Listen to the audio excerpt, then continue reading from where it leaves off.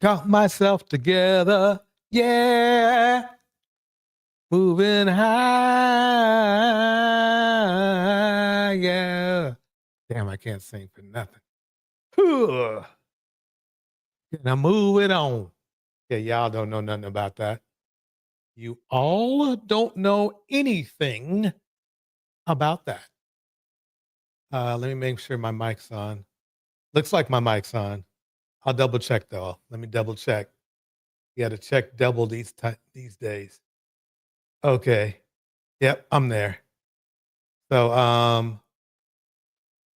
while I'm setting up everything up, why don't I jam a jam?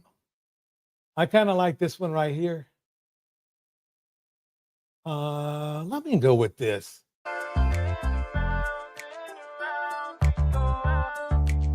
All right.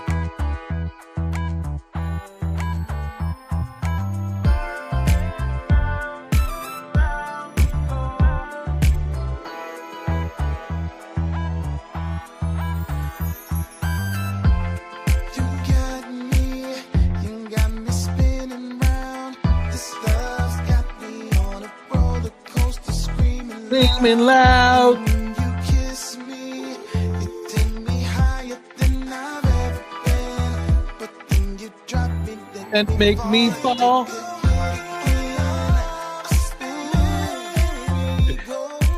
Y'all are probably like, why are you killing that song, bro? All right.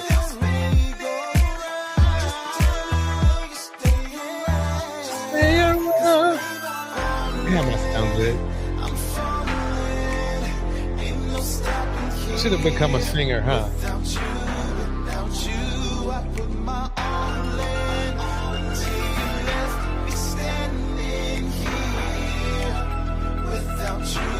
Oh, there we go.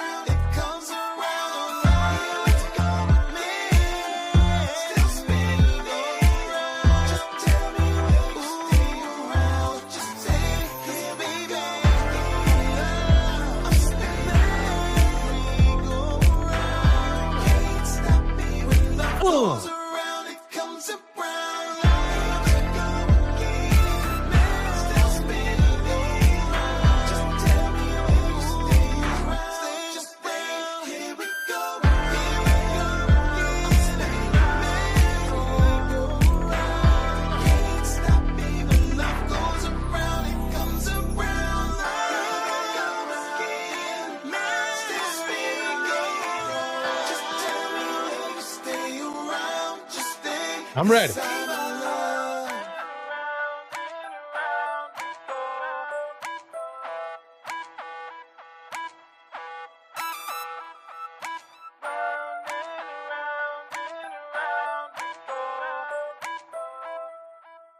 All right, let's get this show going. Let's get this show going. Let's get this show going. Tisa, go ahead and tell them. Here we go. And all I want to know is, what does Beyonce know that we don't? Baby, listen, remember we said that there is something coming down the bend for Jay-Z. Yep, something coming down the bend for Jay-Z. Jay-Z's going to be in trouble. This is going to be a can of worms for Jay. He should have just acknowledged his son, but he didn't. He didn't do that. Something so big, so horrible, so not associated with Tony Busby, but also with a huge legal powerhouse that everybody is going to scatter. This is starting to look like Beyonce actually does know about something that could take down. She knows. She knows. She knows. Whether she told what's his name, she knows or not, that's a different story, but she knows. Here we go. Jay-Z's empire, but the respect, the hard work and everything that she's built. Meanwhile, Jay-Z is being accused of raping a 13-year-old. This is about Jay-Z's name not just being dragged into the Diddy stuff, but having other accusations against them that have nothing to do with Diddy and everything to do with the time when he was Everything to do with his nature. I mean, the thing is this, is I tried to tell everybody that the men in our community are so obsessed with little girls. It's scary and creepy. So nothing's changed. And instead of him being, remember now, they made up the story that, Jay-Z met, Beyonce conveniently at the age of 18, and they were in a relationship when she was 19 and he was in his 30s, which was still kind of weird, But I think, and they it's funny because they all roll in the same, how should I put it? The same spaces. So let's keep it going. Here we go. Jigga Man. They say that Beyonce's not just distancing herself for PR, like the way she went up on the Grammy stage and only Blue was allowed to be there with her. So the question is, what does Beyonce know that we don't? Okay, this is what she knows. This is what she knows. We're going through this very quickly because basically right now what's going on is the courts have ordered Jay-Z to do something by the 18th. To reply or something, okay? And so basically that's what's going to go down. And here's the thing. This has been going on for a very long time. It's not like this popped up this year. This young man has been asking for a DNA test from Jay-Z for a long time. And this is why it's very, very, very, only to the ignorant, noticeable. If Jay-Z, it's bad business for Jay-Z to have loose ends like this floating around. And what I mean is that, well, this is bad for business knowing that somebody saying they're your child when technically you're saying they're not your child. But if he really truly knew, or he really truly denied that this is his child, he would have took that test in a minute. I mean, we wouldn't even known about it. He would have took the test and told Nick, hey, brother, you got to kick the rocks now. You can't be coming out here. Here's a test, blah, blah, blah. He would have put it up on whatever, hip hop, whatever channel to clear his name. That's what went down. That's not what went down. That's not what went down. What went down is that he let this simmer out there to the point where now it's got some teeth. He thought he could set people up, kind of what Diddy did, birds of a feather. Unfortunately, this kind of leaked out a little bit. We're going to see what happens next, but that's all I'm saying on it for now, because this is going to grow some feet. So we're going to skip that for now and go on to the next. Here we go.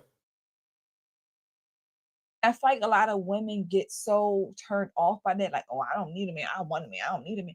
Because that's what they make you believe, that if you need a man, something's wrong with you. You're insecure. So the interesting thing about this is this. Unfortunately, women don't need men. It's even more amplified in our community. And the reason it's amplified in our community, because the men in our community, a lot of us, make it clear that women don't need us. I mean, number one in domestic violence, number one in deletion of Black women. Those two alone makes it like, I'm cool. I'm cool. If a woman says, look, I'm cool, I'm okay, you can believe that. Here we go. Sure, you're too dependent on a man. You're a pick me. They make you feel like there's something wrong with you, and it's not. No, there's nothing wrong with you if you want if you truly want a man. The problem is that these are the kind of men that are available. Let me roll it right on now.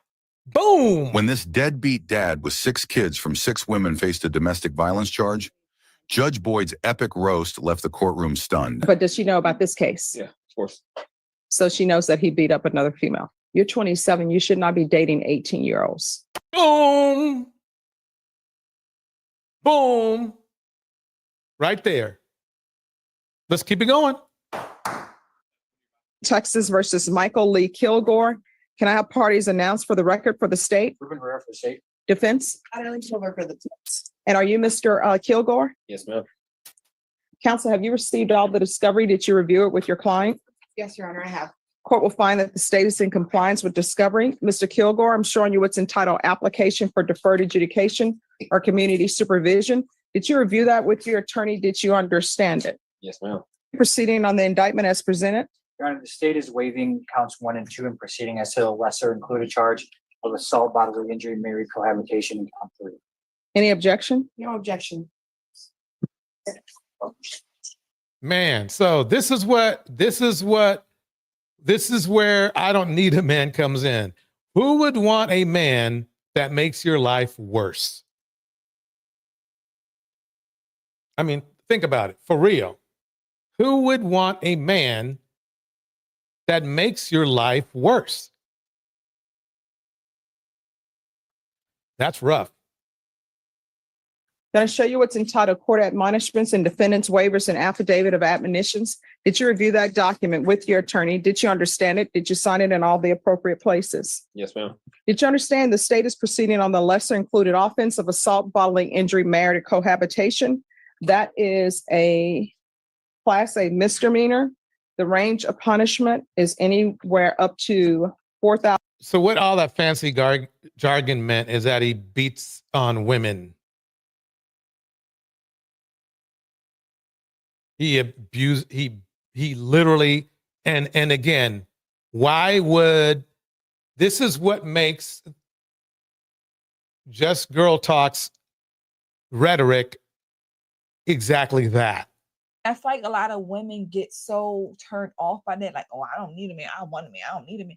Because that's what they make you believe, that if you need a man, something's wrong with you. You're insecure. You're too dependent on a man. Yeah. They make you feel like there's something wrong with you, and it's not. Two things can be true at the same time. You can want and need that person. Men don't get caught up in the whole, I don't need a woman, I just want one.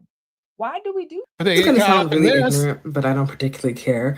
When I see women with half Black, fatherless, biracial children all around the globe, spanning from Europe, Asia, South America, freaking Antarctica at this point, yeah, I always think to myself, like, man, how do you guys keep falling for these people's tricks?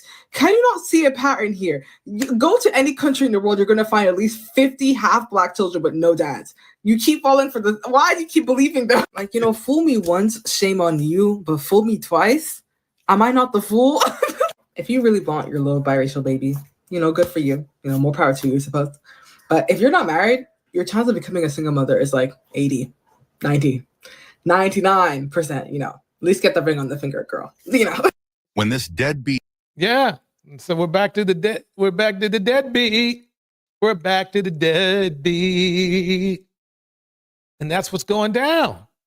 That is what's going down. I am telling you. That is why if Just Girl could talk, let me break it down for you here, because I understand you have this one way of thinking, which is weird to me, but that's okay. You know why. You may know why firsthand why women say, I don't need a man, because nobody needs to be hands and feeted, okay, and cheated, okay, and abandoned, regardless of race of women. This guy right here, 7 babies. 6 kids by 6 women. 6 kids by 6 women. And so it's funny that men go by this Kevin Samuels theory, who clearly failed in relationships as well, and want to, this is why they demean women, because they are at the bottom. These men are at the bottom of the respect, meter. Just Eat dad with 6 kids from 6 women faced a domestic violence charge. Judge Boyd's epic roast left the courtroom stunned. But does she know about this case? Yeah, of course. So she knows that he beat up another female. You're 27. You should not be dating 18-year-olds.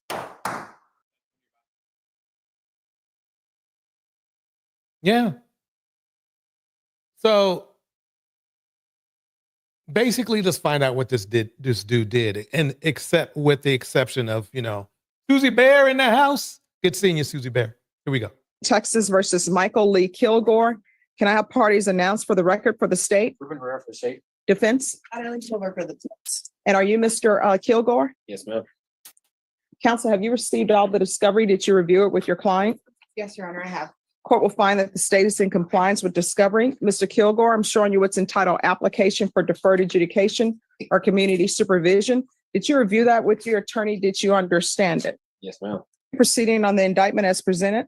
Your Honor, the state is waiving counts 1 and 2 and proceeding as to the lesser included charge of assault, bodily injury, married cohabitation, and count 3. Any objection? No objection. Going to show you what's entitled court admonishments and defendants waivers and affidavit of admonitions. Did you review that document with your attorney? Did you understand it? Did you sign it in all the appropriate places? Yes, ma'am. Did you understand the state is proceeding on the lesser included offense of assault, bodily injury, married cohabitation? That is a Class A misdemeanor. The range of punishment is anywhere up to $4,000 fine and up to 1 year in the Bexar County Jail. Did you understand? Yes, ma'am. That is just crazy. Let's fast forward a little bit.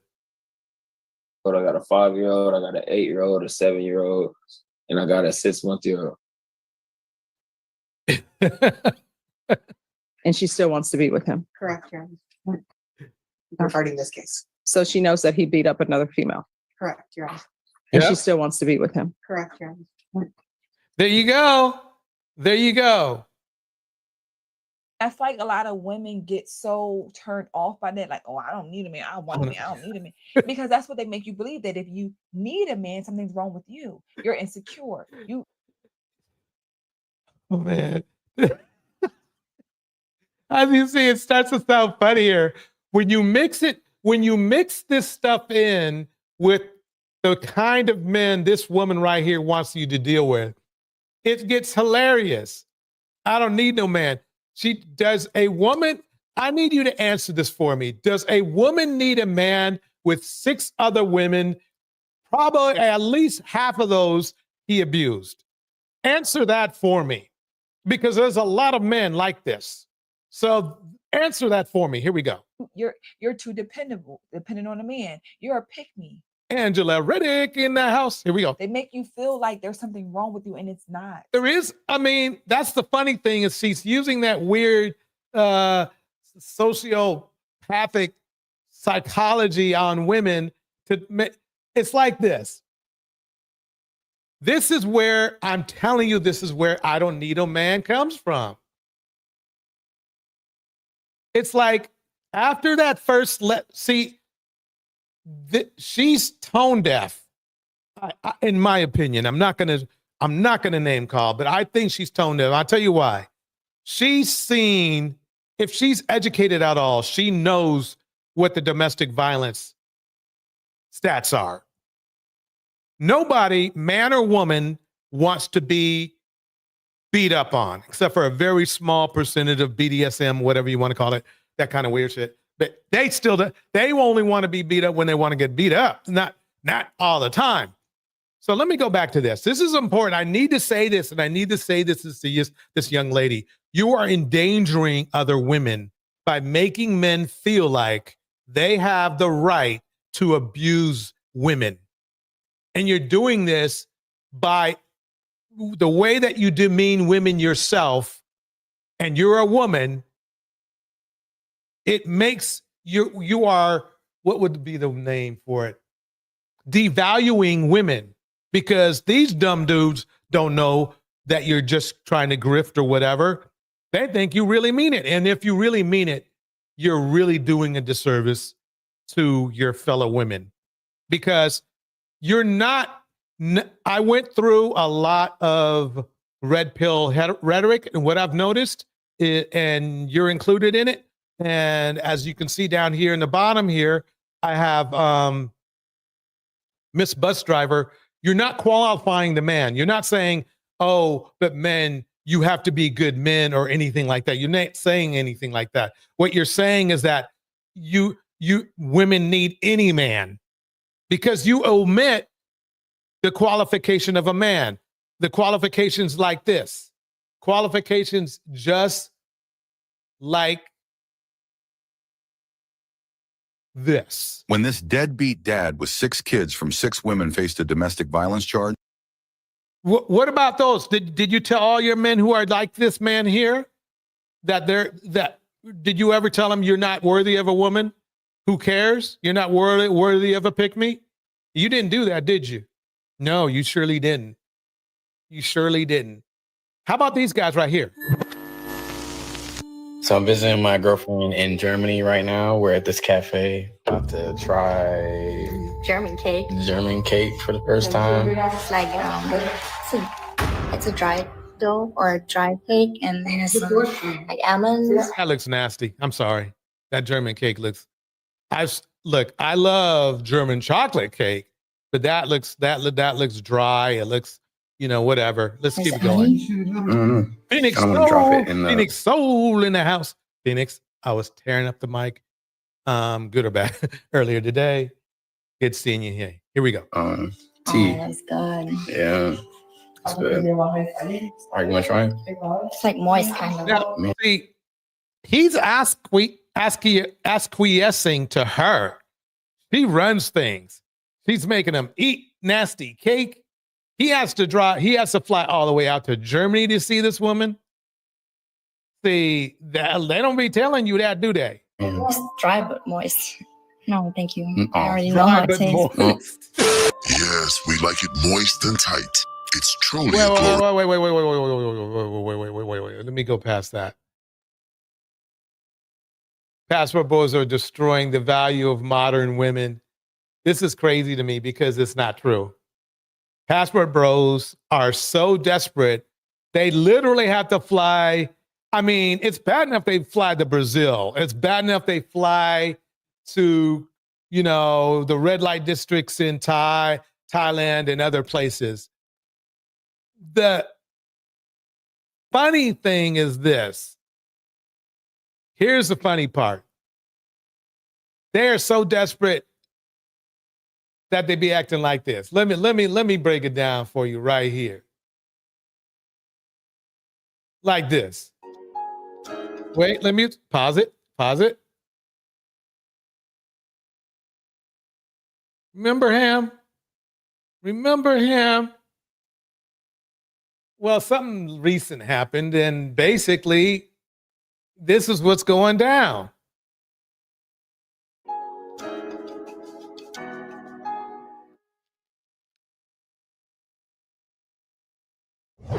You motherfuckers is coming in. I can't stand niggas. And okay. I'm not.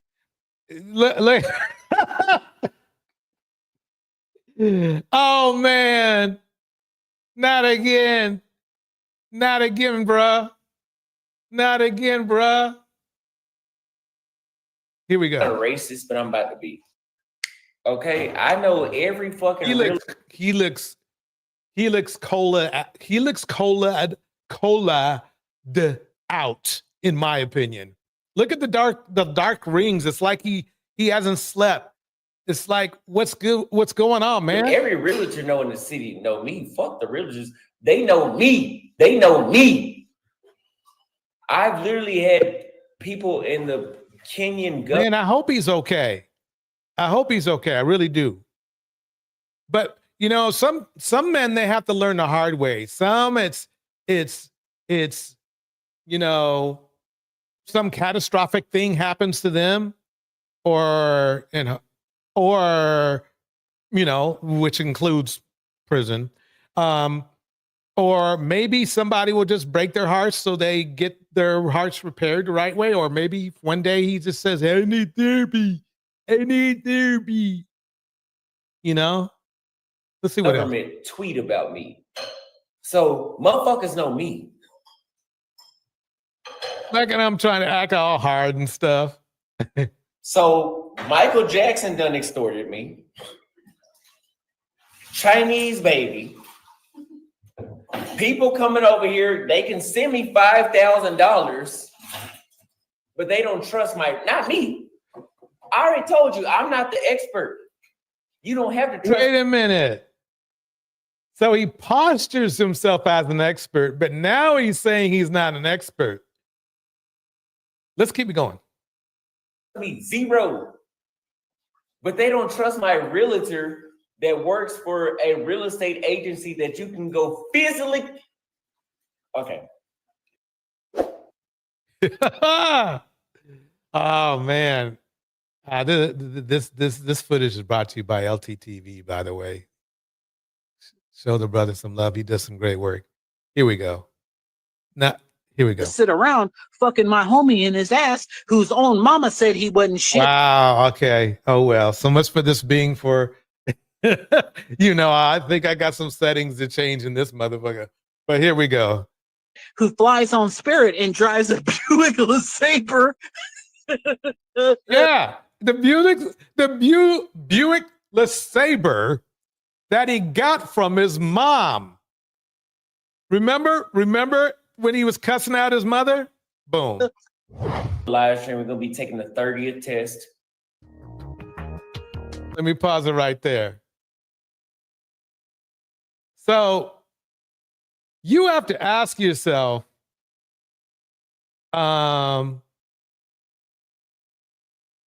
what's going on? Quite honestly, really quite honestly, let's break it down like this. It's not, the problem isn't him crashing out. That's not the problem. Even the reason why he's crashing out, that's not the problem. The problem is that he's crashing out. He's not where he needs to be or should have been. But men still love him. Most straight. Most of them are straight, I guess. Or they say they're straight. Angela Reddick says this. I had a relative that would go to soup kitchens and rescue missions to find herself a man she could befriend and move on, a man that she could befriend and move on. She would not listen to the family. Man. Here we go. I fucked it up. Mama said he wasn't shit, who flies on Spirit and drives a Buick LeSabre. All right, so this is Austin Holloman. Austin Holloman deleted the footage. Once again, deleted the footage. He thought he got away with this. This was a drunk Austin Holloman crash out. Now he was in his apartment. So that's what it is. So he wasn't you know, I thought he was on, you know, something else, but alcohol will make you do weird things as well, as we all know. And so I'm going to take that as what it is. So basically, that wasn't a good idea, but I think it wasn't the alcohol that made him do it. I think he just, you know, he just did it, you know, and that's just the way to go. Here we go. With some company, he had a woman over. I don't know who that woman was, but he was complaining about being extorted by the police in Kenya. He talked about being extorted by Michael Jackson. What the hell was that? He's talking. Yeah, that was weird. That was weird. I mean, I understand that was weird. Talking about Chinese babies. Some women are putting babies on. No, you know what it is? You know what it is, LT? You know what I think it is? I think he did make somebody pregnant. They may have not been Chinese, but they were like, remember that woman he was hanging out with back in the day? The one that that was feminine, friendly, and submissive, maybe, and was you know, he hung out with her for a while after he got kicked out of Brazil. Remember? I think he shot up the club, if you know what I mean. And people think she was close enough, though she really had, you know, Chinese culture and her culture are completely different. It was close enough to a bunch of ignorant folks, and that's where I think that came from. On him allegedly. So I'm like, what? So let me move forward. If you want to see the full performance by LT, you got to go to his channel. No, I'm not promoting his channel. You know, YouTube got some weird stuff going. Anyway, but he does great work. Anyway, let's hear. Might even have to fly to Australia to Arctic Circle to take another test. Might have. Australia and Arctic Circle. He can. Oh man. I mean, oh, and you can tell he's drunk because he's slurring. He's not hard slurring, but he's definitely slurring. Chinese. You know, notice how slow his eyes close and open. Yeah. Because I'm not. So the next thing, we got 317 people watching. Okay. It grew fast, didn't it? Yep. That's a Chinese lady back there in the background speaking, y'all, just so you know. She had the Chinese baby, fucking Hong Kong. Man. Yeah, Angela says Austin is a dust. I mean, he fits the show. That's for sure. He's one of the dusties that are dusties by the dozens. And he was actually on Kendra G's show too. So look, Kendra, I don't know how you deal with all this dust. I really don't. I mean, you must have to go to a therapist after this. I swear, I mean it. I mean, I know you can't say anything about it because, you know, a lot of them are your, you know, their customer base. And I can understand that. And that I understand. But I mean, they're putting you through the ringer, man. Anyway, let's keep it going. Here we go.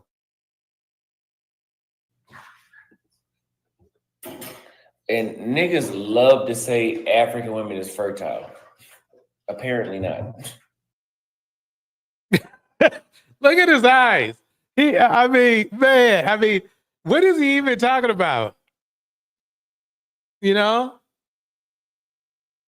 It's crazy. They not fertile. You can say it's true, they not. You might be, but they not. You might be. Now, what do you mean by that, sir? That's obviously not his place, by the way. That's not his place. That's not Austin's place. It's too clean. It's too neat. He didn't strike me as being OCD, at least about a place. And she's in the back cooking like it's her place. You are in the country of Kenya. You're only in Nairobi, the city of Nairobi specifically. You probably nutted in some women, probably bareback, raw dog some women. Didn't get them pregnant by some miracle to him. And he's like, oh, they're not fertile. African women are not fertile. You folks got to stop this shit. Oh, man. Okay, let's see what else he says. And then we're going to, you know. Okay, but here we go. I'm not a racist, but I'm about to be. Because I'm tired of motherfuckers coming to King. So let me tell you something. Dudes will literally book a consultation with your only friend, Austin Holland. Okay. They will pay me $300. My consultations are $300 an hour. They'll pay me $300 an hour. Oh, man. Oh man. For you're paying $300 an hour, fellas, for literally for what would you call it? Chaos. You're supposed to pay that kind of money to somebody who can help you, like a real therapist, for one, or at least a life coach who is better off than you are. This man is not. He flew all the way to Kenya, okay, to what it appears to me to be is to be a homosexual in somebody's house. Okay, so bro forgot the plot already. He said he can't stand niggas. He's about to be racist. Where's the racism, bro? Where's the ism at? We don't see none of this. This guy went off on a tangent. Now he's complaining. What the hell? Oh man. They will pay me $300. My consultations are $300 an hour. They'll pay me $300 an hour. Wait, do you? I want to know this too. I want to know, do you dudes out there, and either put it in the chat, put it on my community wall, or put it in this video in the comment section? Do you really pay this dude $300? I really want to know. I want to see some receipts. If not, I want at least some testimony of men that actually gave this poor soul $300 an hour, which he probably has a booking minimum. I want to hear it, because if he's making $300 an hour, right, that's good money. If you're making $300 an hour, you have enough money to buy your own house. You have enough money that you don't have to stay at your mother's house when you're in the States. She won't even have to know you're even in the States. You could just stay at a hotel, motel, Holiday Inn. So if that's the weird thing, is that they say they're high value, $300 an hour and all this kind of stuff, or at least high earning, but there's no proof. There's no proof. And if you guys truly pay this poor soul $300 an hour to get in the same situation in chaos, because remember now, he wanted to be in Brazil. He's not in Brazil. When you go to his session and pay the $300 an hour, please ask him why he's not in Brazil. Save yourself some money. You might get out. You might be able to get out of there before, without having to pay the extra, hour, another $300, realizing he's messed up. He might need to pay you $300 an hour if you're a therapist or something. Look at him. And what they'll say is, Austin, I want you to do this, I want you to do that, I want you to do this. Keep in mind, I'm your only friend. I've been out here for 14 months in total. No, you haven't. No, you haven't, because 14 months in total. You forgot about your trip to your mom's place where you were smoking the cigar? You forgot that? That was recent, bruh. That was recent. Okay, I know every realtor know in the city know me. Fuck the realtors, they know me.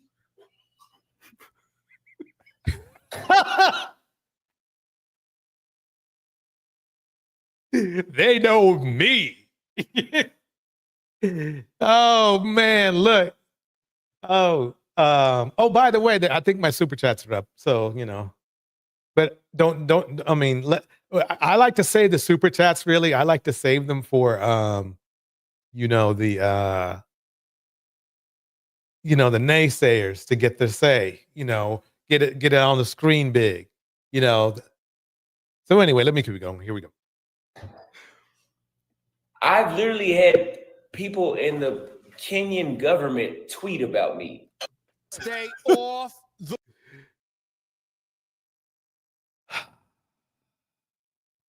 Austin. You know what I've learned is that men love in our community, because not all I can't speak for other men. They in our community, they love chaos, and he brings that. He brings that to them.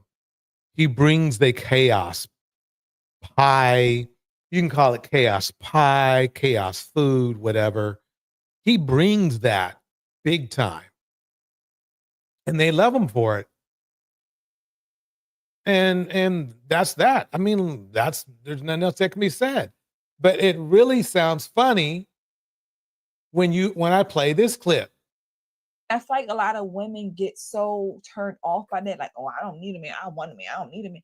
Because that's what they make you believe, that if you need a man, something's wrong with you. You're insecure. If you need a man, like what? Like what? Like Austin?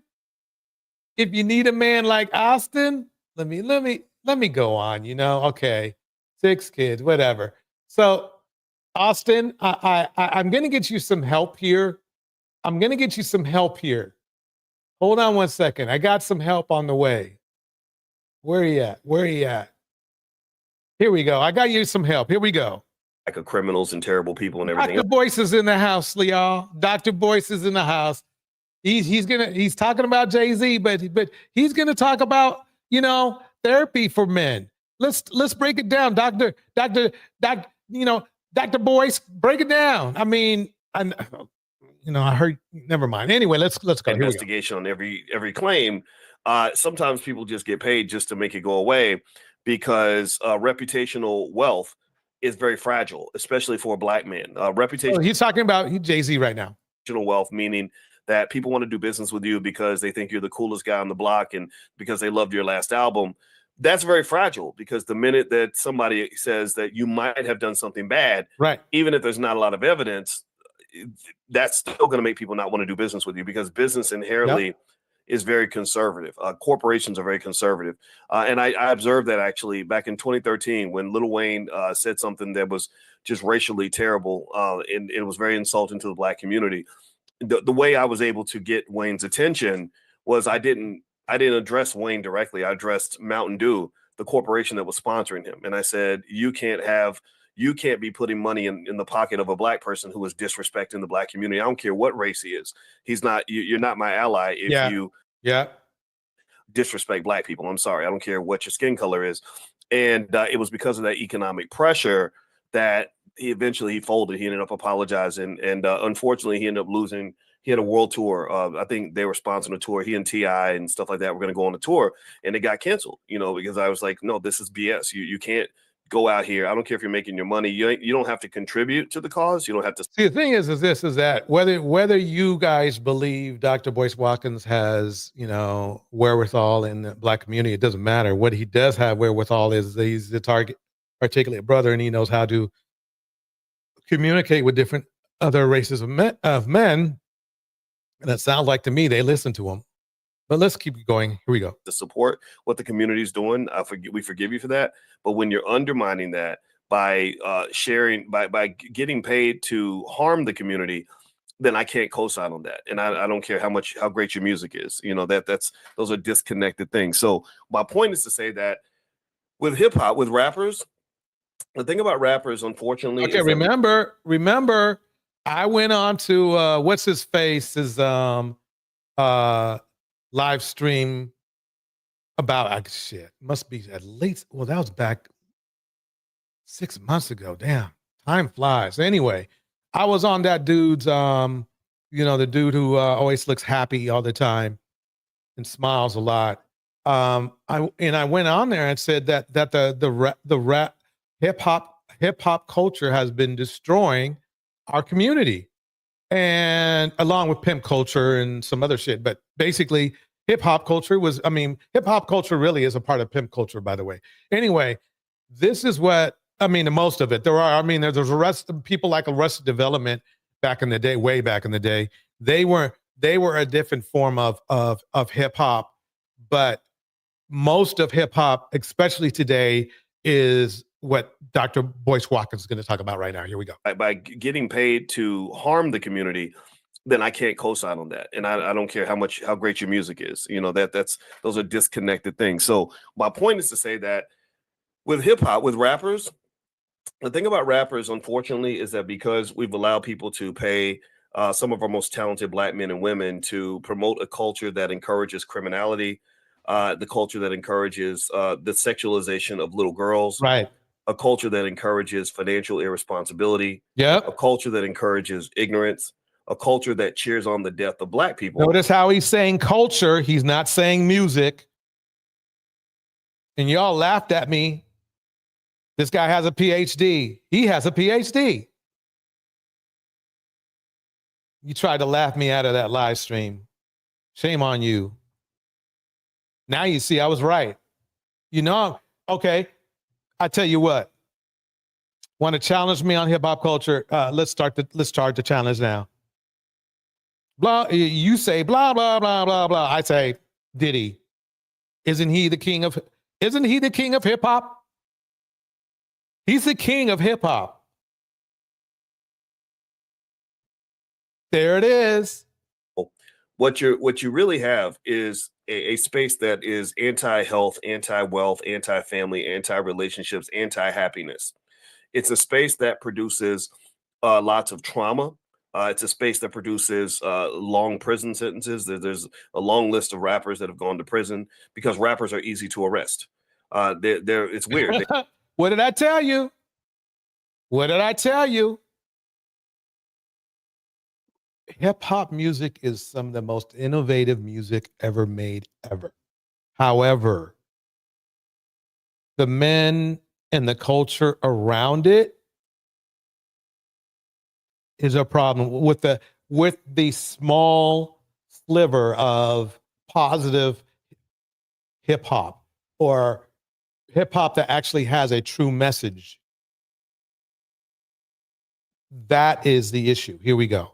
The culture is so crazy that they will kill somebody. Some of them will kill somebody and then go make an album about who they shot.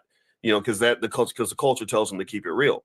Or the police, they used to have what they called the hip hop squad or the hip hop police squad or whatever they called it. Yep. And they would just follow the rappers around because they said, okay, these guys are goofy and dumb. They're going to eventually do something illegal. Right. So Within we're going to days, just wait by for the them way. to do something illegal so we can lock them up.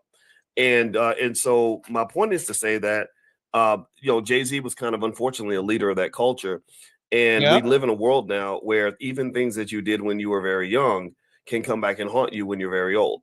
I believe now Jay-Z is almost a grandfather. He's not in the shenanigans like he used to be. This is not 1998 anymore. But the thing is, in my opinion, a lot of the things that he might have participated in 1998, 1999 are coming back full circle now. For example, just little stuff like, oh, well, why were you messing around with Foxy Brown when she wasn't 18 yet? What was going on with you and Aaliyah? What was going on with, and I told you I was friends with Dame Dash, and he told me a lot. I got a front row seat to a lot of Aaliyah stories, and and so I think that there are questions people are going to ask. Yeah, and let me pause and stop it right there because I don't want to, the whole thing. You're gonna have to go to his channel. But anyway, basically it's really simple. What goes around comes around, or what goes around really goes all the way around. So there's going to be more. I'll probably do more on Jay-Z on another day, but you get the idea, you get the gist. But she wants you to deal with men like Jay-Z. I feel like a lot of women get so turned off by that, like, oh, I don't need a man, I want a man, I don't need a man. Yeah, yep. She wants you to get with Jay-Z. Might have to get in line, but that's what she wants you to do. But this happens a lot.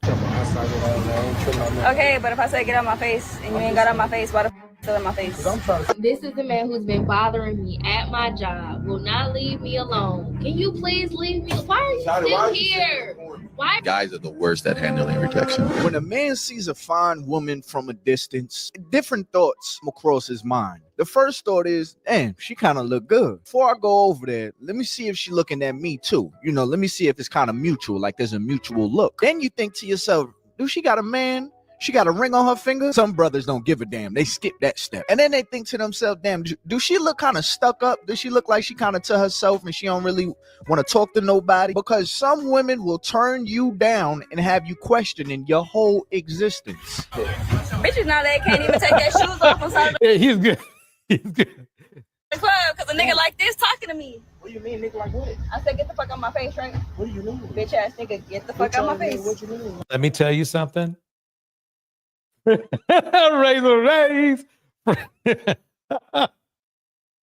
Oh no.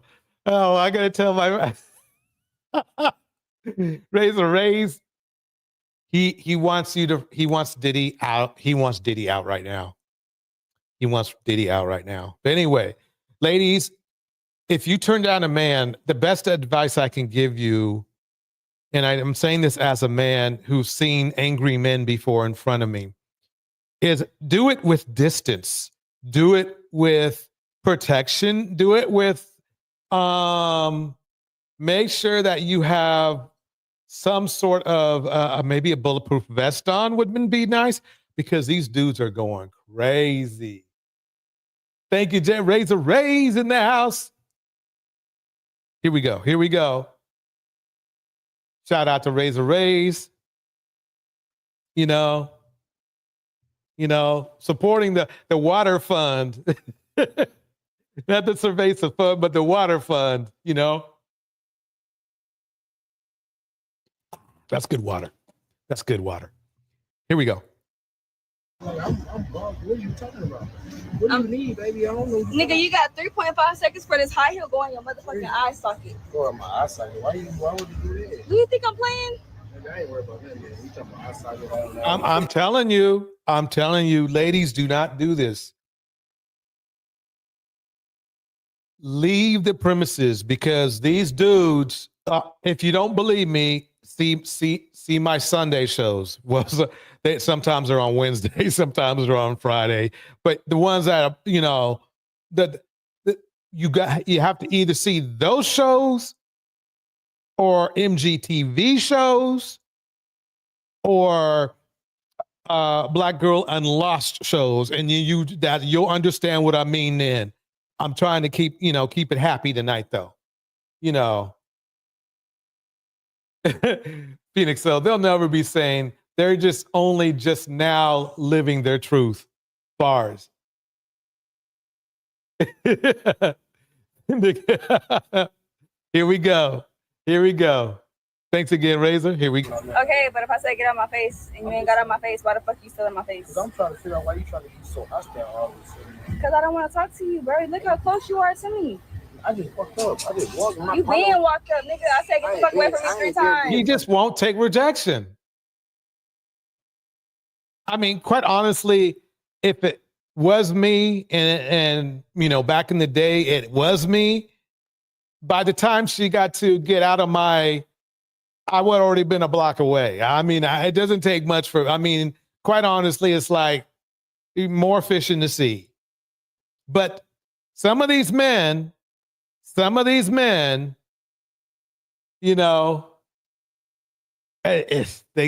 handle rejection. And you're still here. And shut the fuck up and keep walking. I was just trying to talk to you. No, I don't want to talk to you. Bye. The fuck, weirdo. Your mama, nigga. See, I'm telling you, she's living on the edge right there, saying that kind of stuff to a man she doesn't know the history of. Oh man, let me tell you. Your daddy. I can't hear what the fuck you're saying. Pussy, you're mad because you got rejected. Yeah. The fuck? Ugh, bitch, I hate coming out. I'm going the fuck back inside forever. Forever. Fuck. I don't care who you are. You have no right to talk to anybody like that, even if you're not interested. But man. No, I mean, the thing is this. It's kind of, I have to debate you on that, Ty, because my feeling is this, Ty. He should have been gone. Now, I will say this. She's putting her life in danger by speaking like that. I will say that. And I think that kind of, in a way, in a sideways way, it kind of, supports what you're saying. but I'm not saying that because she's being mean to him. The key to being a man is just go.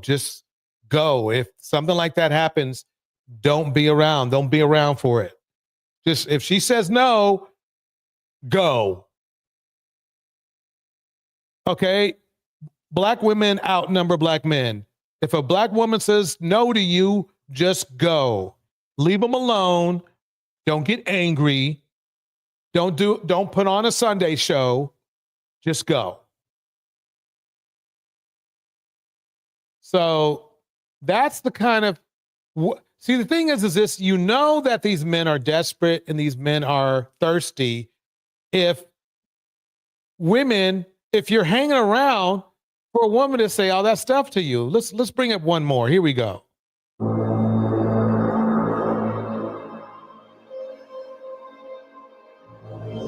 I truly believe most women go to bars and clubs to reject men to kind of like have their revenge at the last man that did them dirty. I've seen it so many times. I get rejected, but I be seeing just random guys in the bars and the clubs. Oh, Razor, by the way, if you didn't catch it, I had your boy on for a minute on screen. That is, Ray, he's crashing out.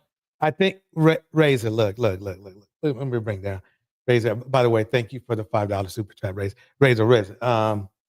You need to talk to your boy, Austin. He's I don't know if he's flaming out or crashing out or something. I don't know what he's doing, but he really needs your help.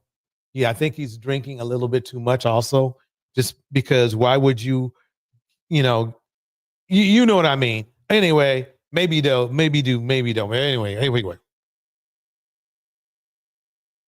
They get rejected. These guys ain't ugly. This is the kind of red pill, manosphere, incel content that gets pushed out to men. Instead of thinking, maybe she didn't talk to me because I'm not her type or because she's not interested in a man right now. They think, no. Before she even came here, she planned to reject me. No, maybe it's just right. She knew she came there to reject you. And the funny thing is that, she knew you're going to be there. She says, okay, I'm going to put on this alpha here. He's going to come up to me and I'm going to reject him. Yep. I posted a video not that long ago about a man saying that single women are secretly miserable and that they cry themselves to sleep at night. They have to think stuff like that. They have to think that, she planned to reject any man before she even got here. This is how they soothe that bruised ego. Some of them are so drunk off the Kool-Aid of the patriarchy that they really believe that each and every one of them deserves every baddie that they approach. They think it's impossible that they're not every woman's type. Right. Listen to the shock in his voice when he says even handsome men get rejected. Because when women say they're decentering men, they mean the handsome ones too. No matter how many times women jump online to tell men exactly what women want, they still think they can mansplain it to us all. Yeah. Good luck with that. And the funny thing is not coming from you can like or hate somebody like Dr. Boyce Watkins, but at least he has a DR in the front of his name. So, but no, you'll listen to Kevin Samuels, who has no, again, his history with women is not that great. It's not that great. I'm being nice about it, unless he pays for it. $10.99, by the way. But yeah, let's keep this going here, Oh. Wait. Okay. Yeah, let's keep this going because I just needed, because they keep saying that, women are desperate, and some women are desperate. Some women are, but apparently men are more desperate. So let's break into, actually, something? I think I'm going to save Hallie for tomorrow. But she has pictures of being bruised up. Yeah, that's tomorrow's show. Let me put that on tomorrow's show because, yeah. Well, tomorrow or Monday, Tuesday, Wednesday, whatever. But yeah, Austin crashed out hard. Now this is interesting. Here we go, Dwight Howard. So you're gonna get David? She is fit, feminine, and friendly, submissive, wearing a Lakers shirt. They share a toothbrush. So this is the weird thing about that. She knows his history. She knows he likes dudes, right?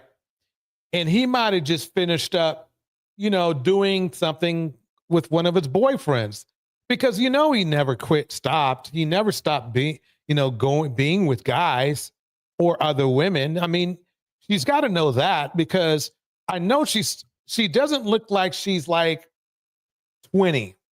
She looks like she could even be as high as 40. She's still very pretty, but she's in there. She's old enough to know the what would you call it? Let me drop the link just in case somebody wants to come up. Let me drop the link.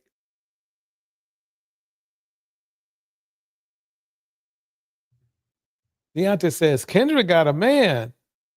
Yeah, I believe she does. I've always thought she had somebody, but yeah, and then the way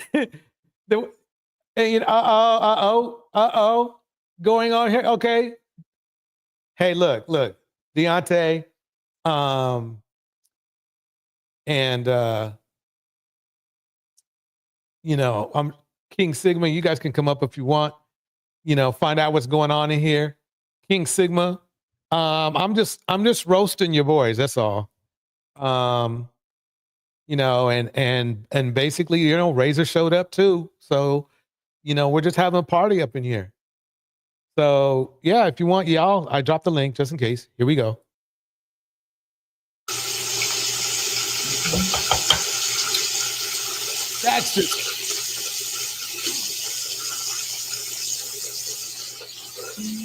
That's just nasty. That's just nasty, because you never know. See, the thing is this, it's bad enough that she has to kiss him, right? But she knows. She knows he's a head bobber. She knows he's a head bobber. And she's still brushing her teeth with that dude, that trying to show her love for him or whatever.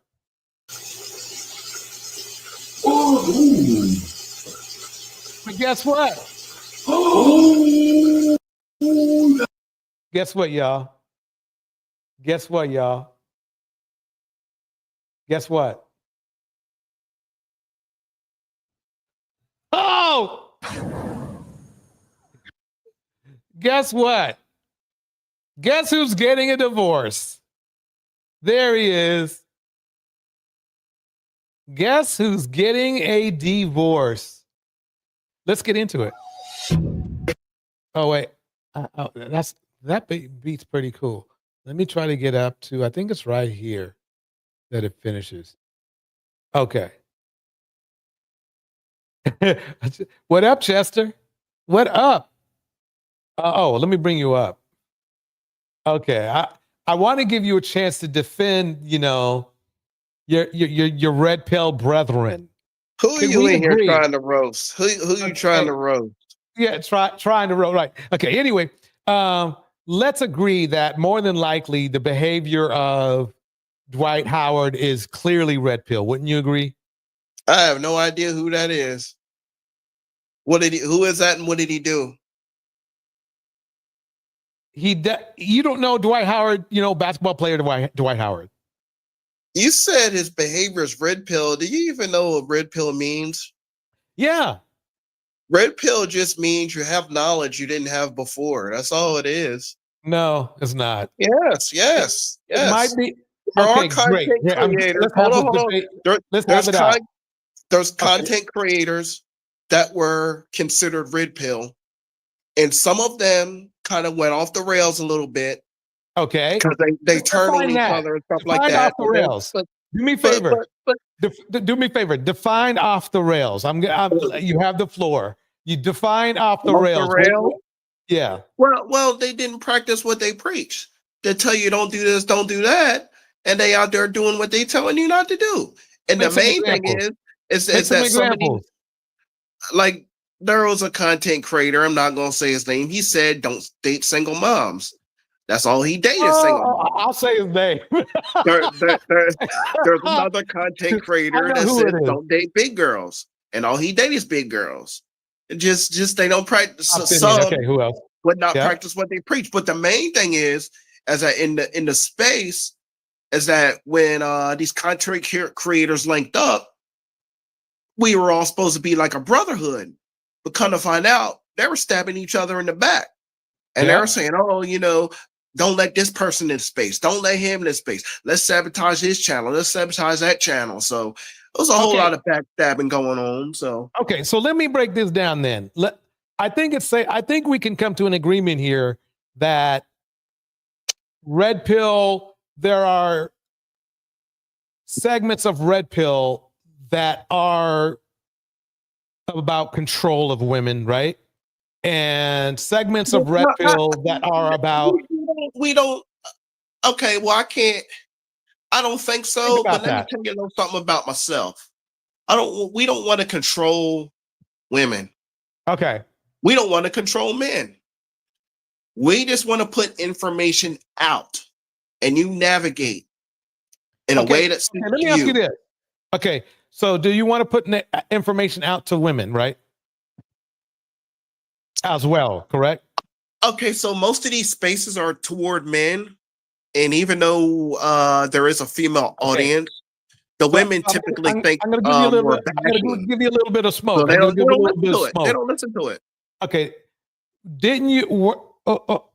Even recently, maybe didn't you run around and call women hyenas? There are some that are hyenas, not all. Now you say that. Before you would call them just like there's men hyenas. Just like there's men who are okay. Thugs. Okay, so not all are thugs. Let me ask you this again. We're doing good. We're getting somewhere here. We're getting somewhere. We do fresh green. Okay, so I remember you would you would call them women hyenas, right? Black women hyenas, but certain groups of black women. Okay, what certain groups would you call? Go ahead and describe them. Pretty much the hypocrites, and that's kind of vague. The misandrist. But isn't Red Pill all about misogyny? No, we don't hate women. I don't hate women. No, misogyny has nothing to do with hating. It has more to do with thinking that you're better than women and want to control women. Do you think you're better than women? No, I don't think I'm better than women, and I don't want to control them. Okay. The only women I want to kind of not control, but make sure they stay on the right path are my family members. Keep them out of trouble, Okay. Henry Mars is in the house. So basically, though, do you think a woman wants to be called a hyena? Well, no, but if you earn the title, let's say you wanted to change that woman's mind about maybe her behavior, right? But then you call her a hyena, right? Don't you think that's probably a communication path that's not going to work out well? Oh, she would get heated, but that doesn't make. Okay, so then when you say it, you mean to heat up to get women heated, then, right? Well, I don't try to get them heated. If they choose to get angry, that's on them. No, basically, shout out to I like to kick out a shout out to Henry Mars in the house, Deontay in the house, and of course the concrete ghost in the house. So I don't want to get too far off topic. So this basketball player, what did he do? Let me spin it. Here we go. Dwight Howard and Amy Luciani go public with their relationship after he proposed to her.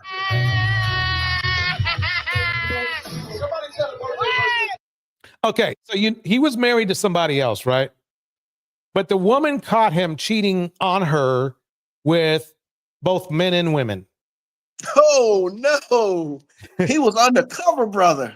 Yeah, he was undercover. Well said. Well said. Down low. He was down low. So down low.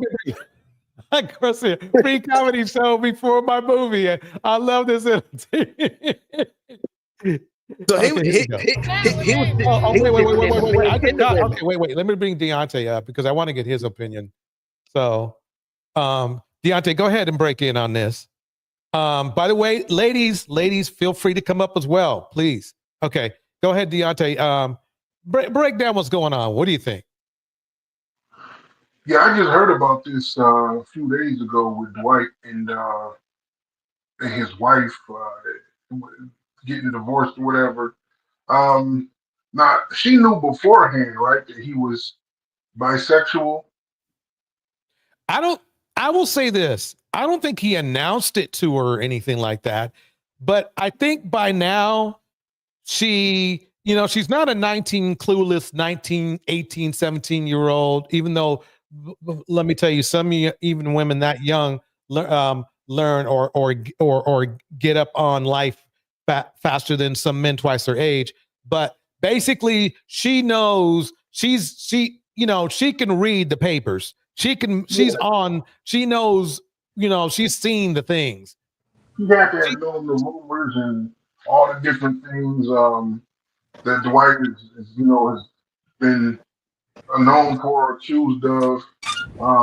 Even some of the things he said himself, like he never really came out and defended himself and said, "I'm not that."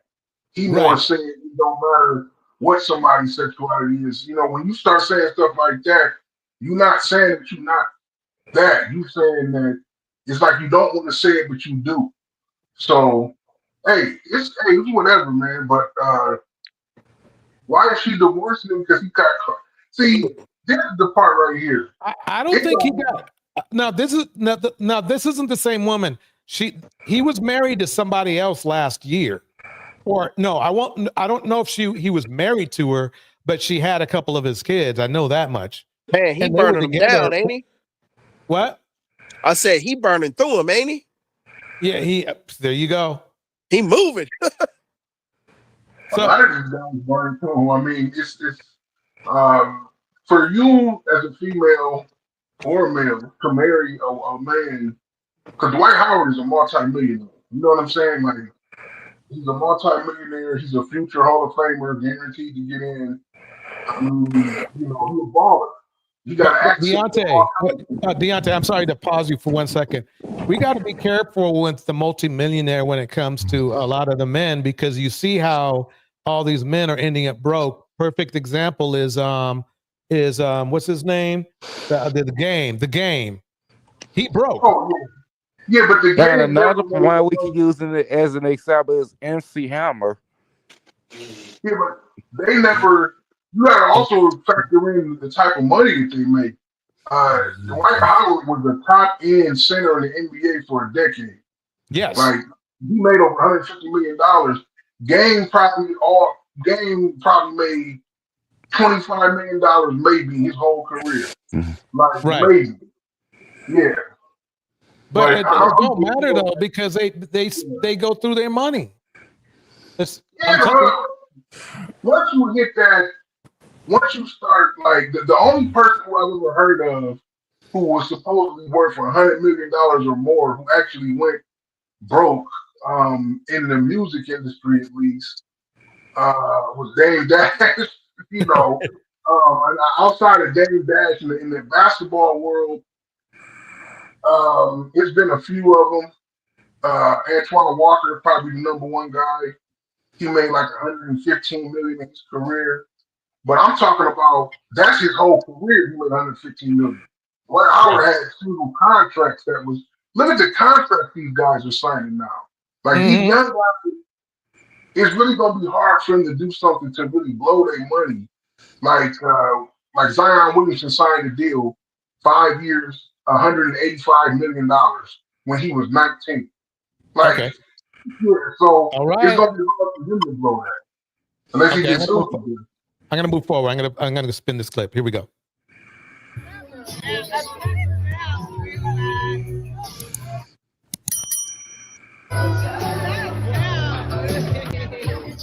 You praying today? Get that prayer on for us. I'm praying today. Yes. Sure am. And it's funny to hear him say, "Oh yeah, you praying today?" And he's just like banging everything that has a pulse and sucking D. Man, the crazy part is look at bending how her face over. look in this clip. She You like she know? plotting to take all his money. On camera. Right before we get on this road. But the video finna end, so I might as well. Did you get a good So picture if of you me? think she really didn't know that when this been out there on the media for so long that Look at he him. I was mean, he's going having both a good old ways. time, right? She's having a good old time, y'all. You know? Yeah. Chester, you see what's going She on? probably knew he was out. He partying. Yeah, it was. She probably knew he was going both ways. No, But Deontay was playing her exit. Deontay brought up a good argument that he hasn't really announced it yet, but at the same time, I think she's got a pretty good idea. She's got a pretty good idea. I mean, but you know, She has that look in her eyes like she knows. He but said, the White Howard did say I did see one of his interviews. He said what he do in his bedroom is his business. I think he was giving us hints there too. That's what I was saying, DJ. Like, he wouldn't straight up deny it. He would say stuff like, "What I do in my bed with whoever is my business." So you basically admit that you are. You just don't want to actually say it. All right, here we go.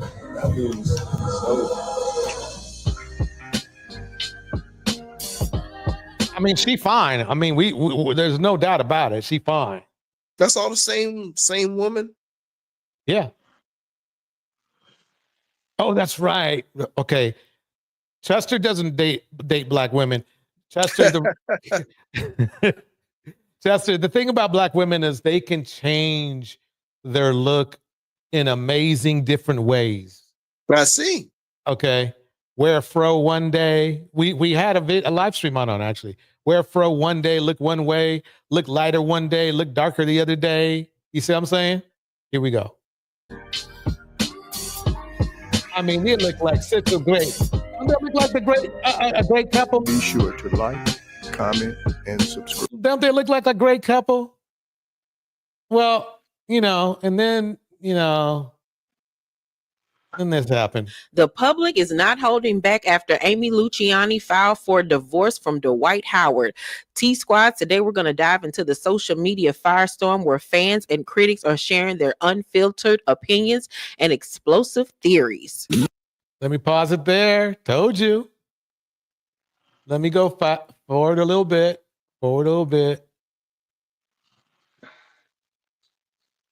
This is a court paper. I'm showing the court papers only so you know that I'm not BSing. She is getting a divorce. How long were they married for? I mean, I think maybe 8 months, maybe? Yeah. Maybe 8 months. I don't know, maybe time. Yeah. 8 months. So she was definitely a pick-me, and this is why I'm bringing this up. This woman was a pick-me. I don't blame. Hey, look, that's Dwight Howard. Do your thing, right? But obviously, it didn't work out well. If like, think about it. Deontay brought up the fact. Wait, hold on, Tev. Hold on. Dante brought up a good point that this guy's $150 million. She couldn't even stay there. You see, Deontay, you see what I'm saying? This guy was so bad, she couldn't even stay there for that $150 million. She couldn't even stay there. That's what she wanted. I don't think she was a pick-me. I think she was an assassin. And what I mean is, I think that she saw Dwight Howard. She saw some vulnerability in him and she manipulated it and exploited it. She got him to marry her. And she knew that all she needed to do was find a good reason to divorce him outside of no fault. And she'll be able to get alimony. Because all those pictures and videos of them on vacation and living a nice life, she's going to use that in court saying, this is the lifestyle that I got used to living with him and I need to maintain it. Right. And they're gonna take his teeth out of his mouth. How much money is she asking for? Well, I think she's working on the divorce part first, but I think she's going to try to get him for about 30 million. I think 30 million. Yeah, she going for at the least. That's a nice little going away prize. Yeah. Yeah. How long were they together? Well, probably 8 months, maybe 8 months. She won $30 million. Yeah. Think about it though. I mean, this is the thing. She was an assassin and you can't blame her either. And I'll tell you why. She knew his nature. You can't blame her for using someone for his money. I think I don't see why not. That's what the thing is this. That's what most pick-me's do. They're not in for a relationship, and I can't say that. There's two types of pick-me's. There's a pick-me that will take hands, feet, everything, cheat, whatever, because they want to be with a man no matter what. And then there are pick-me's that Deontay would, in this situation, is calling a sniper in a way. She knows his nature. She knows that he's going to do something wrong to the point where he's going to mess up. She knows he's going to mess up because she saw him mess up before. And before. She probably knows this $30 million though. I think 30 million. She'll get 30. Tosh, let's not. Yeah, the child. Let's tell Chester that if he think black women are bad, the YT women are worse when they come to take. I never said black women were bad. Well, no. Chester has had some rough times with other colored women too, but we're not getting into that.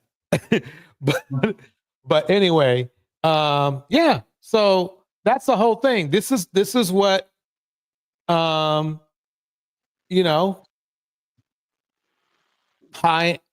value man, I guess. And let's keep. So I dated a DL man in Houston back in 2023. Happy Pride to him. And I want to tell this story because I know there's a lot of women in Houston that are just so confused as to why dating is so hard out here. It's because these niggas are, and I don't say that in a derogatory way because this nigga is. I am bisexual. A lot of these men are fully gay, meaning they don't like women at all. They actually hate our guts, and they're also not sexually attracted to us. I've been saying that for months. No, years. There are a group of men that just simply are disgusted with women, but they also do not want to be seen as gay. I mean, Tosh, how long do you think that been going on? True. Let me keep this going. Here we go.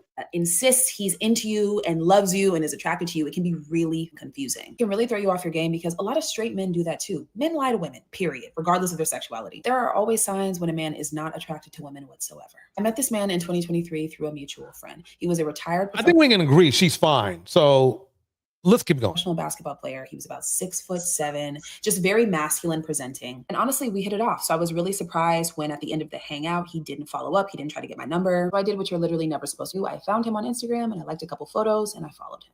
Absolutely fucking. Anyway, he ends up sliding in my DMs. We end up making plans. The biggest red flag about this man was that he never wanted to hang out one-on-one despite living alone. And yes, I had been to his house before, so I knew he in fact lived alone. He had a child. I also lived alone, so it never made sense to me that he never wanted to come over, watch a movie, spend the night. Now, I'm no stranger to dealing with men that don't. Wow, that's interesting. That's really interesting. Let's keep listening. There we go. But this was just something a little bit different. A man can hate your friends and still be laid up in your bed every day. So something just wasn't adding up. Anytime we would hang out, his friends would always be present and he would always kind of like parade me around to kind of show me off to his friends. It almost kind of gave like, look guys, like there's a girl here. I like women. Like, see, here's proof. Another huge red flag that I so regretfully. And that's why this man did not. I think that's why Dwight wanted to pay the $30 million to act like he was married.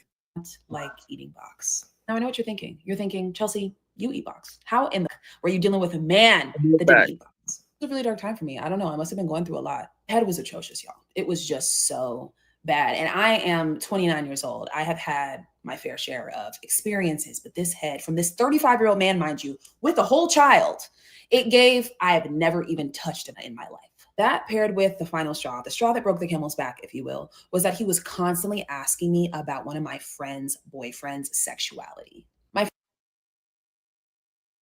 That's crazy.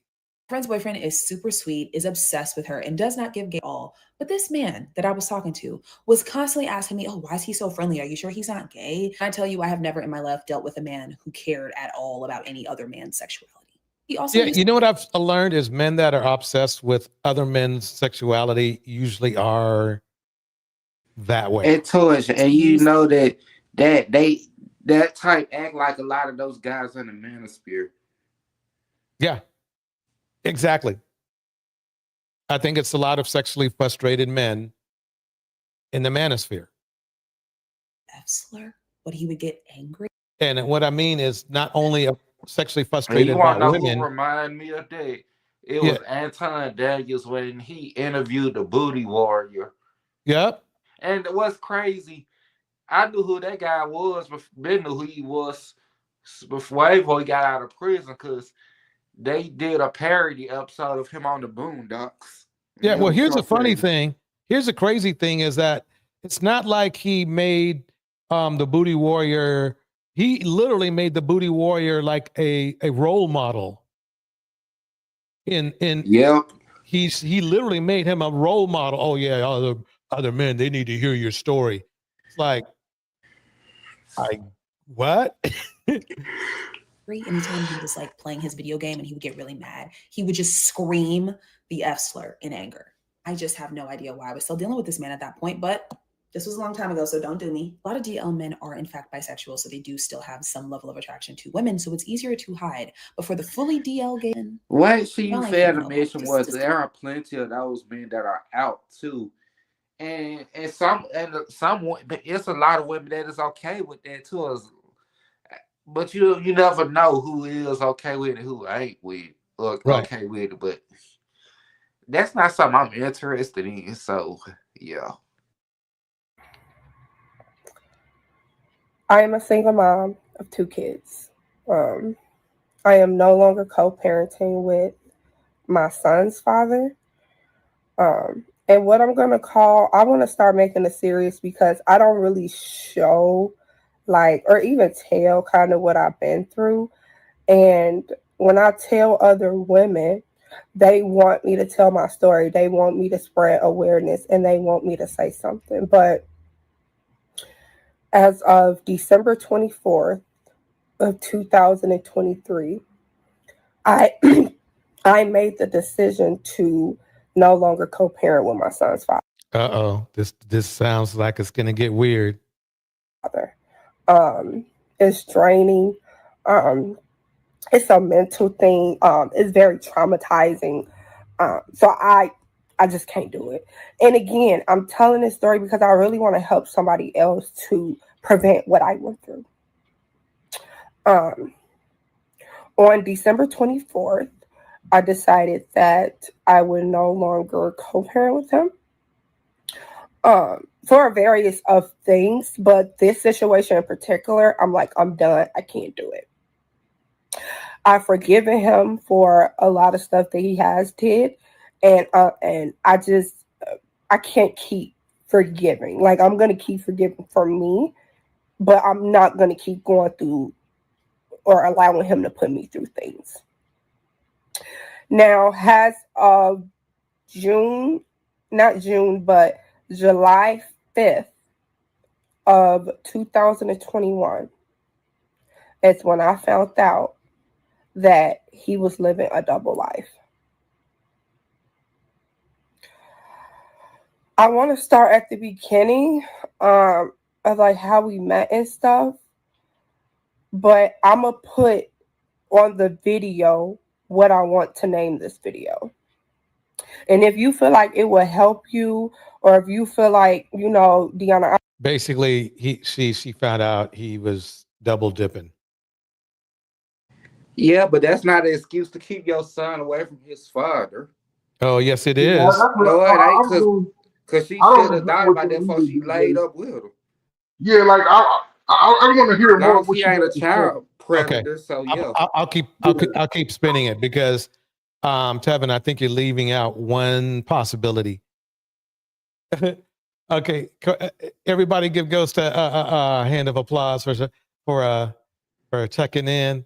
She says, I'm slipping off to watch Superman. I'm gonna watch a dude be upstanding even if he is fictional. Well said, bars. Here we go. I really want to hear your story. Let me know, because I really, really, really want to help other women to prevent what I went through. And this is my pain. This is my experience. And this is what I had to go through as far as dealing with this man. Okay? I'm going to start from the event that happened of last year of why I'm done co-parenting with him. And then I'm going to probably just start at the beginning. I will need time because it's not easy making these videos. It's not easy possibly telling the world what I went through. It's not easy. So just give me some grace of letting me get it out. So I'm gonna start the end and then I'm gonna go to the top. So December 24th of 2023. It was the weekend for him to take my son. Or our son. I have not seen or heard from my son the entire weekend. Have not seen him, have not heard from him. Now, his father knew that he had a birthday party on Christmas Day that we were celebrating with my family. So I haven't heard from him this entire weekend. He knew because I told him prior that week. So I was calling his phone. I have not heard from him in like 4 to 5 hours. The last thing he texted was at like 12:50, saying that, he was going to take my son out to eat and he was going to go to his mom to, open birthday presents and stuff. Everybody, make sure you hit the like button as well. She seems like she's really, really hurt. And remember, this is in the past. So it sounds like to me she really cared about him. So December 24th, I have not heard from him since 12:50. It's now going on 4 o'clock. I'm calling, I'm texting, I'm calling, I'm texting, I'm calling, I'm texting. He sent me another text, I think around like 4 something. And I haven't heard from him since then. And I know he was supposed to drop my son off. Now, since I have not heard from him and I reached out to his mother and I said, have you seen your son? Have you heard from your son? She said, no, I haven't seen him since Thanksgiving. So that went off. Like, what do you mean you haven't seen him? Like, he would say he was taking my son over your house. So I goes into panic mode. I'm calling him. No answer. So then I proceed to call his partner. No answer. So I waited about 4 or 5 hours, see if he'll respond, see if he'll text back. None. Now at this point, remember now, this dude has her son. Sad, I'm anxious, I'm worried. So I go to his house.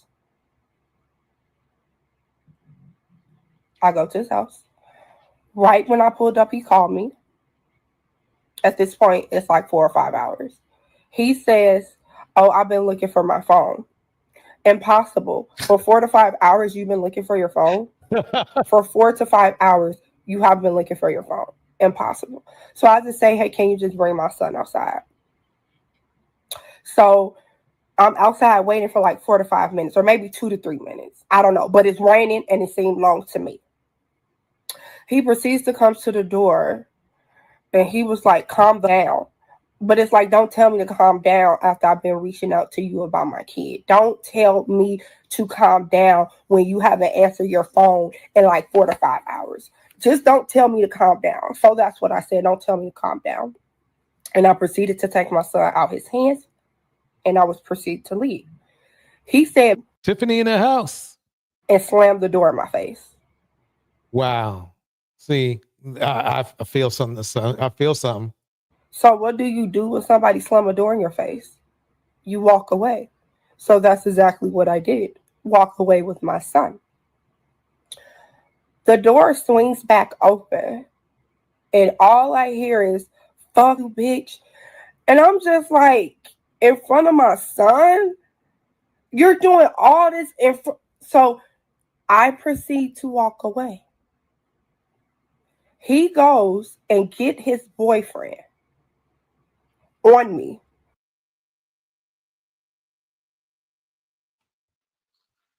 Hey, DJ, I'm a little confused. Okay, so earlier she said she called his partner to see where he was at.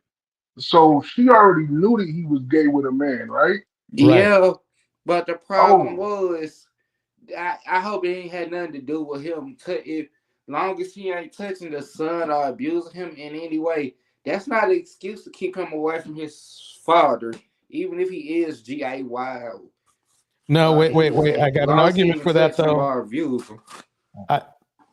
By the way, shout out to Eden Adele as well in the house. Eden Adele and Ghost. They're watching Superman because they want to watch a dude be upstanding. You know something? I think. Let me know in the chat. Put a 1 in the chat if I should have a live stream of just upstanding black men that have done good things in the community or for the world. Let me know if you want me to do that. Yeah. Let me I think know. that would I be think a great idea, DJ. But according to Michelle Obama, you can't put Barack in there. I ain't gonna go down that rabbit hole. I'm just messing with you.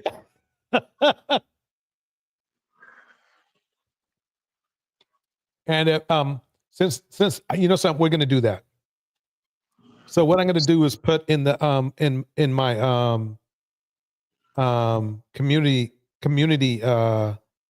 wall suggestions on upstanding men we should have in the video, and we'll have the video like a week after that.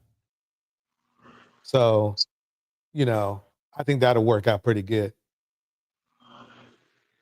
Yeah, that's what we'll do. We'll have the very well. It won't be the very first stream because I've done some streams on upstanding men, but we'll do a whole stream on upstanding men. Maybe mix in a little bit of comedy in it, and go with that. Let me know if you think it would be a good idea. So a good idea.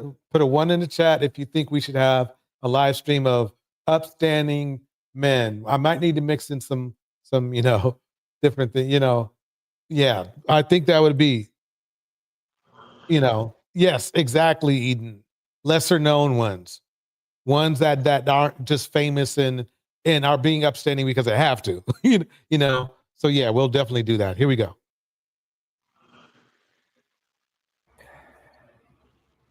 And I might even call it Supermen. Just make it mix in there. Long story short, 2 years ago, I found out he was cheating on me for a year with men. Never knew. There was no signs at the beginning. It's a long story. But anyways, his boyfriend comes to the door. And the father of my son is really yelling out. So in that moment, I wanted to break down because you're doing this in front of my son. You disrespected me in front of my son. I have taken a lot from this man. I have dealt with a lot. If you don't know me, or if you're not friends with me, or you're not my family, you would not know the amount of pain that I suffered within 2 years. And so the red pill, a lot of red pill men say, and oh, you know something? I think I need to play that woman's clip. I feel like a lot of women get so turned off by that, like, oh, I don't need a man, I want a man, I don't need a man. Because that's what they make you believe, that if you need a man, something's wrong with you. You're insecure. You're too dependable. Well, yeah. Well, I think I made a pretty good argument here far as this woman was torn apart by a man. I don't think she might need a man, but she doesn't need that man. And for some she reason, don't need another man around her kid until she get to know them at first. Right. Well said. So technically, she doesn't need a man, right? Not at that moment.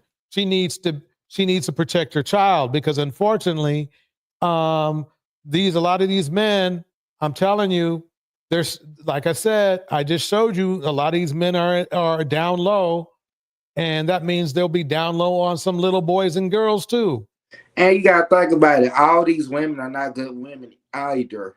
Because the same way a man could essay a child, a woman could essay a child too. Let's not get it twisted. Yeah, I was gonna say you gotta have the same smoke because personally, I don't think that children should be raised in a home with the same mothers and same fathers. Just because it's unfair to the child, you You right considerably about raise that, the but baby. But no, I'm hold finna use on. But at the same time, if it's their biological parent and that's just the way that they are, okay, I get that. But you can't say that a gay man is gonna somehow got more propensity to do something to a child than if his mother was bisexual Well, and she got. let me make it clear. That's not my argument. My argument is not him being gay because that's not the problem. The problem is being dysfunctional and gay. That's the issue. That's the problem. Especially when it becomes a certain level of deviance. Like for example, Diddy. I have no problem with Diddy if he was just gay. I have no problem with him. Okay, at all. The problem is that he was a deviant as well. That's the issue. Yeah, no, I agree with that because it's man, DJ, we don't even got to get to the homosexual part. It's people who straight as an arrow who are deviants and still do Yes. Yes. Let me go back to that spot again. Where were we?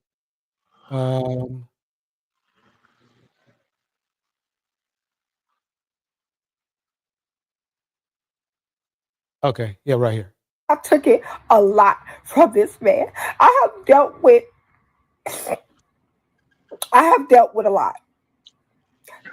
If you don't know me, or if you're not friends with me, or you're not my family, you would not know the amount of pain that I suffered within 2 years dealing with him. You wouldn't know. So, I mean, you have to ask yourself, so they always want to say that a woman is not is unhappy without a man. But this, I don't know about you, but she looks quite unhappy from being with a man. So I think it's safe to say that really happiness doesn't have to do with whether you're a person is with a certain person, man or woman or with a man. It has to do with how that person treats you, whether that person is uplifting you or bringing you down like this dude did. And I've been healing for 2 years. So he's yelling out. I'm like, okay. So I walk away again, get my son into the car. My sister is with me. So my sister gets out and was like, no, arguing with him and his boyfriend. So I'm trying to tell my sister, go back in the car. We finna leave. At the end of the day, I am still a woman and you are still a man. Why would you go get another man on me? You couldn't have not felt that threatened to go get another man on me. You could not have felt that threat to go get another man on me. And then you could not have felt that threat to do it in front of my son. So at this point, it became a safety issue for me and my son. Now, I don't want to co-parent with him. I can't. It's too much pain and it's too much. I have to deal with so much shit in silence. And it's like I'm tired. And I just want to help other women if they are going through this, or if they have to deal with the man that they found out was actually a DL. I want to help you. This is really like the good thing that the thing is this. I'm glad she's doing this, because the important thing is this. Some men are like before. Remember the clip where the woman was saying you got to be careful with a certain strain of DL men, where because they literally cannot stand, they hate women, but they get with women because it's a certain level of they're getting something from that woman, whether it's a child, or maybe it's a place to live. It's people can hate and still want to be around you. And that's basically, I think, the pain that she is going through. Darnell, joined us on the stage as well. Let me read these damn good messages. Tiffany Jackson says, have women harmed children in the past? Yes. Is it even comparable to the number of men who have harmed children? Not even close. This is not another one of those goes by the ways argument bars. Well, actually, DJ Torch, we proved it on your show, I think, about a year or two ago, that women actually abuse more children than men, albeit it's not by much, but I mean, it's still 50-50. Okay. And here's my strong argument for that. Hold on, Tev. Here's my strong argument for that. Darnell, women are a lot more in proximity than men are. Correct. By 10 times, maybe, at least. So if men and women are literally almost equal for abusing their kids, technically, by aggregate, men are like 10 or 15 times. When they get the opportunity to abuse their kids, unfortunately, it's a lot more if they're in proximity. It's not like they've been around the kid for in our community. It's not like they were around the kid 24/7 like the mother usually is, at least 90% of the time, because the woman gets possession of their children 90% of the time. Yes, that's correct. So basically, with those stats, you can say that it's not even close. You can say numerically is, but overall, it's not even close. It's not even. It's ridiculously. I said 10 times. I think it's a lot more, like closer to 80 times more that men, and for several reasons. Miss Alto in the house. One main reason is because a lot of these men, they didn't want the kids in the first place. And number two, a lot of these men, as you've seen in a lot of the videos that we do, they're not really, some men, believe it or not, they might not even mean trying to hurt the child, but they're trying to control the woman and hurt the woman. And maybe they feel they have to do that by hurting the child. You see where I'm coming from? Especially if the woman loves that child like it's a part of her, like a lot of women do. So yeah, you can put up that argument, but if we peel the layers off of it, it makes men look really bad.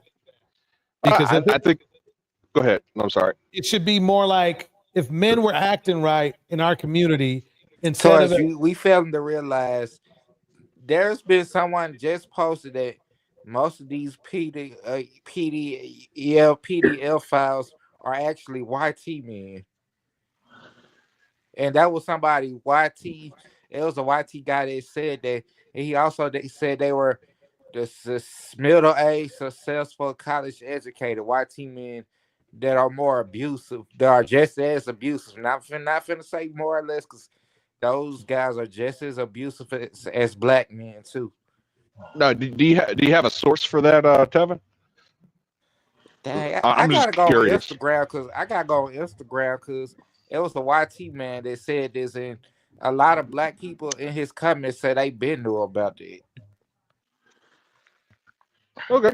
No, I'm just curious myself. One of the things, see, when it comes to abuse, it's usually about control. 9 times out of 10, and they're actually, I'll say more like almost 100%. It's usually about control, and like this, I think we got to get off this narrative of okay, it's only one gender, or you're right. It's not Okay, just well, YT men, and it's not just black men either. But okay, I need to stop everybody for 1 second because I brought it. Phoenix Soul said to bring up some information, and I brought it up, and it's not looking that good for men. This is what's going down. This is what's going down. Percentage wise, get this: 91% of the perpetrators are male. perpetrators of what? Domestic violence, or No. What we're on now, child sexual abuse. Well, then I know that's false because we were on your show over a year ago. No, I'm reading it right now. Look, it's not false. I'm reading it right now.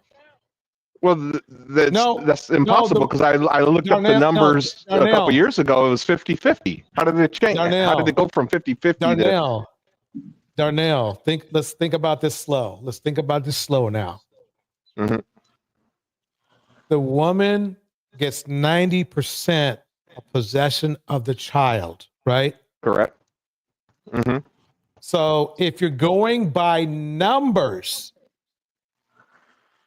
they're even. Okay, do you agree? Yes. Okay, but if we're going by percentage, since the woman has 90% of the child all the time, when the man gets the opportunity, 91% of them do the abuse. 9%, what you're looking at is 9% of the women. Just 9%.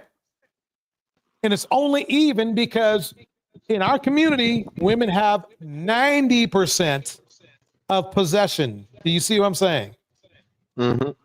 So if the men had the exact same, let's say, what was she called? Possession of children, it would be like 90. What they're saying is like 90%. It would be like, it wouldn't be even close to 50-50. It would be like 90-10. So I see where you're coming from because you're going by the numbers, by the numerical amount that is 50-50. Secondly, you're looking at overall abuse. This is just sexual abuse. Men are 90%. That doesn't even count. Okay, this is sexual abuse. Got it. But it's still in the mix. I mean, abuse is abuse. So we're just looking at it. It's really Indiana mom in the house. This is really bad. This is real bad. Literally, when men get the opportunity, in our community, they cause more damage to their own children than women do by literally 89%. But Torch, isn't that all races? Because I heard all races of men are just as bad as doing that as in black men. I'm just going by our community right now. I'm not going to be a world expert on other cultures. But I think I can be more. I think I can. Less black men doing that than compared to other races. That's the problem. So what you're saying is that black men do this less than other races of men? That's what I think. Because when I hear about stuff like child essay and so I don't know. So you're saying so you're saying this. Pornography. Okay, so let's break this down. Let's break this down. You're saying that because you think I tell you what, Tev, take the time, look it up online right now, and hit us back. Maybe I am a little ignorant when it comes to this topic. Well, no, I think it's well, yeah, I think I'm not saying you're ignorant, but I think maybe you need to add more information in the mix. But let me go back to this young lady right here. I'm going to play her for a little bit more and then move on, though. We got okay. Here we go. May I answer Tiffany's comment real quick? Yeah. I don't have any children, so no. Sorry. Okay. Got it. Here we go. Trauma thing that people don't understand. People don't get it. People don't understand. People just blow it off like, oh, you got a gay baby daddy. And like y'all literally, y'all don't understand what I have been through. Y'all don't understand the amount of pain that I suffered. Y'all don't understand how much healing I had to do to get to where I'm at because of this man. Y'all don't know. So to me, you know, I mean, if you think logically, if this is how men in our community are leaving women, and it's at least 50%, because the DV rate by itself is 40%. That is the reported DV rate. No, go ahead. I'm sorry. You know, I just want to say, I just listened to y'all go through that whole thing about the abuse and everything, and then she never said he abused the son. And this that's sounds what I ain't get yet. That's what I'm saying. This sounds more like she got her heart broke because she found out that the man she was with was on the DL and was in love with another man. And I know that got to be embarrassing for women to have their man not be so honored. Let's find out. Let's go ahead and spin forward. I was going to move on, but I think we should spin forward and see what would actually, because we're kind of basing that on assumption that nothing happened that was horrible. I think what the argument is that she just got her feelings really, really hurt. Let's find out if that's just it and he didn't do anything else.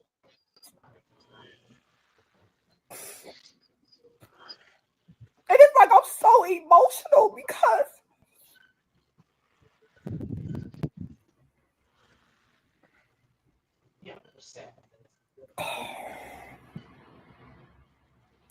I want to tell my story, and I want to make other people aware. I want to let people know I'm done doing this silence. I am ready to tell my story, and I'm ready to just put it all out there. I'm gonna tell my side, and I will tell what the dad. I will tell what I did, but what that man put me through, y'all could have never imagined.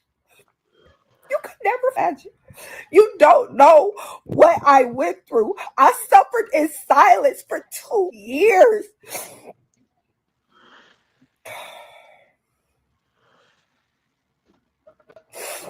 And for his family that may see this, I do sincerely apologize. Actually, I don't. Actually, not apologizing. This is mama. People thinking, oh, him being a dad don't have nothing to do with his sexuality. Okay. Anyways, I felt like it was a safety issue. So personally, me, I no longer want to compare with him. The things that this man did, the things that how he went about things, I wouldn't even wish on my own enemy. I would never, ever wish this on no woman to go through what to go through. I just wouldn't wish it on no man. I wouldn't wish it on nobody. Now, I think there's one thing we did all miss that remember, the dude sent his gay boyfriend to beat her up. No, but see, that's what I'm saying. He said that he went and got his boyfriend, and she said that she left, and she keeps repeating herself. She keeps saying, "I'm going to tell my story." He did this. What did he do? If he it's did, like he's suffering a Let's bitter find out. breakup right Let's find now. out. Let's find out. Let's find out. Let's keep going. People don't understand the amount of pain and time that I had to find myself again. You don't understand. You don't. I look a hot mess right now. But how did I find out? Come here. Zoom in. Okay, now I understand I was crying in the last video, so I'm gonna try not to cry this time. I'm sorry. I was just emotional. Grab your popcorn, get a seat. Just come on. So, first of all, I did not find out through his phone. I never went through his phone. I had a voice saying he cheated. And so the voice had got so strong that I'm like, okay, God. I had asked God, because at this time, guys, we was engaged. We was, in fact, engaged. I'm like, God, am I going to marry him? God said no. I heard the loudest and clearest no. So I'm like, okay, why? So God said, grab the laptop. So I grabbed the laptop. He said, go to the email. I said, okay, go to the email. So I'm going back and forth with God, like, what's in the email? So God was like, no, go through the email. So I'm like, okay, so I'm going fast, like I'm strolling. He like, you see the Facebook notifications? I'm like, yeah, but everybody has Facebook notifications. And he was like, okay, click on one. When I clicked on one, that's the day my life changed forever. So I clicked on it, start hyperventilate. Like I'm like literally about to have like a heart attack. Like I just was in my mind just went everywhere. So then God was like, I'm not done. I said, you're not done.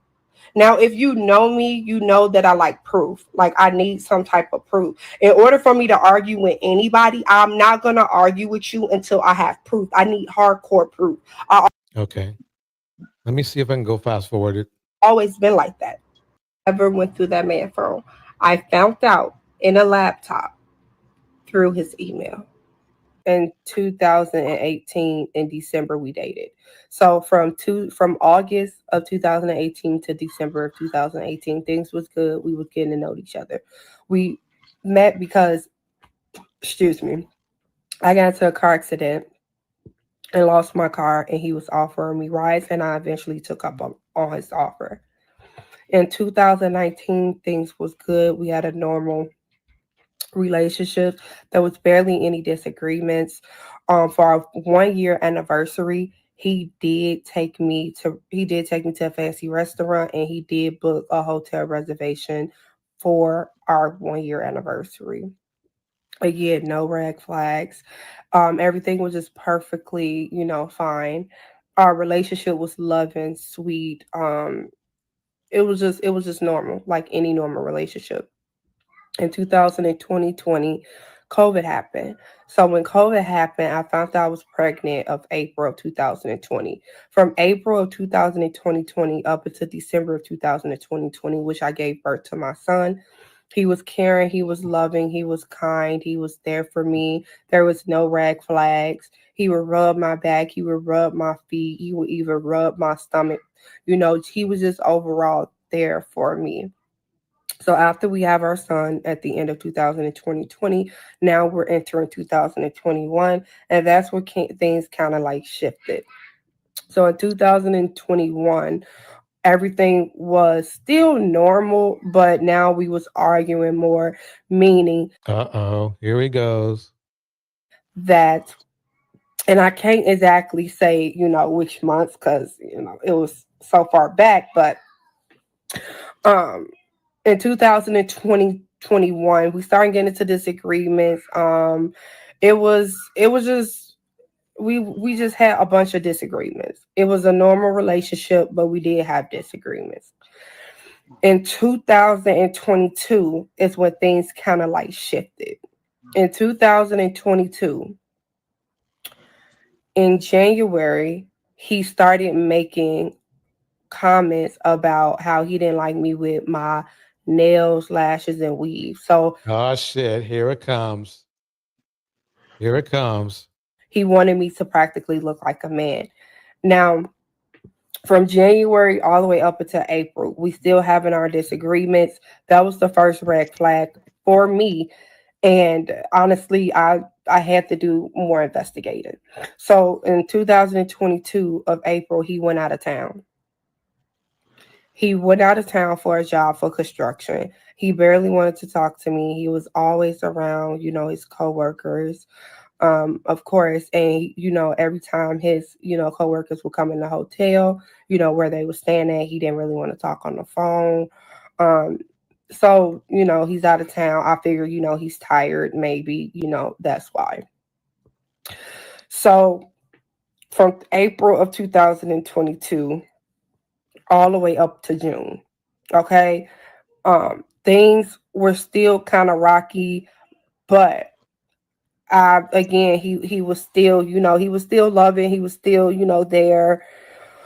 Things took a turn in June of 2022. In June of 2022, I have a girls' night. I'm at my girlfriend's house. We there, we drinking, we vibing, just having a casual girls' night. He didn't Exactly, Tiffany. Same old blueprint. Answer his phone all night. He left me stranded because at this time we did have one car. He left me stranded. He had my son all night, and he said he was at a family member house, but still to this day, I never heard that family member name. I only heard that family member name once, which conclude that I don't think that this family member really existed. He was at the family member house all night. He didn't answer his phone. He answered his phone the next day at 9:00 in the morning when he came through the door. When he came through the door at 9:00 that morning, and I remember it perfectly because I had a baby shower to go to the next day for my friend. He was gone all night. He stopped responding to my text messages roughly around 7 p.m. He did not respond until 9 a.m. until he came into the house. Big red flag for me. Again, he was at a family member house, but still to this day, I never heard. That is a gigantic red flag. I think basically she was just blinded by love or something. But let's play a little bit more because I want to see what happens. Heard of that family member. So where he really was, I don't know. So that was in June of 2022. In July of 2022 is when shout out to Brina West in the house. I found out about the stuff in his laptop. That's when I found out about him being gay. What I found in the laptop, I'll give a few details. He was telling a lot of men like, yeah, I'm DL, please don't tell nobody. He was having sexual conversation, obviously, with men, sexual things I never even heard of. And again, he was just having sexual conversations with men. In the bio, it says thug DL hood dudes. I didn't even know that was even a page or that was even a thing. That was my first time hearing it. On the OnlyFans account, because people was concerned about that, on the OnlyFans account, it was nothing but porn. So I'm not going to go deep in detail, but it was nothing but porn between the same sex men. So that was in July of 2022. Now you go into August of 2020. You want to know something? It sounds like to me that this guy liked men first. He sounded like he wanted. I think he just needed a place to stay or wanted to have a kid, and he knew the men that he knew could not provide that for him. That's my feeling. Shout out to Miss Alto. Thank you so much for the super sticker. Thank you so much, Miss Alto. He obviously knew how to manipulate, though, DJ. Because remember, she said the first 2 years. I wonder was he getting? I'll let him talk first. Well, yeah, I'm just saying. Remember, she said the first 2 years together, it was all romance. He was doing everything right. She kept saying no red flag. He wasn't even thinking about anything outside of this is a normal. She thought she had a good man. And he was just DLing it. He could have been DLing it the whole time. I mean, people are really good at no. He was DL the whole time. He was DL the whole time. Yeah, usually they call them. I hate the terminology, but they call when a guy is or a man on the DL is with a woman, they call her a beard. Right. You know, I mean, it was real common, especially back in the '90s, especially in Atlanta. In fact, there was a documentary about heterosexual women that were married, monogamous in a marriage, some kind of way were contracting HIV for unknown reasons, and it was revealed that a lot of them had married DL men, and that these men were having intercourse on the side with other men, and then bringing it into their home, but to me, it's kind of crazy. Like, I don't consider that abuse. Now, I will say it is manipulation. Wait, we're not done yet. Let's wait. Let's just wait. I understand where I know where you were going, but let's wait for the end because it usually it's getting progressively worse right now. So let's see where it goes. But I want to read Tiffany's thing. As Black women, we really have to learn how to develop ironclad boundaries and extremely high standards and expectations for our treatment. Bars, Tiffany. We must learn to love ourselves and stop allowing men to keep harming us. Bars and a half. Here we go. 2022.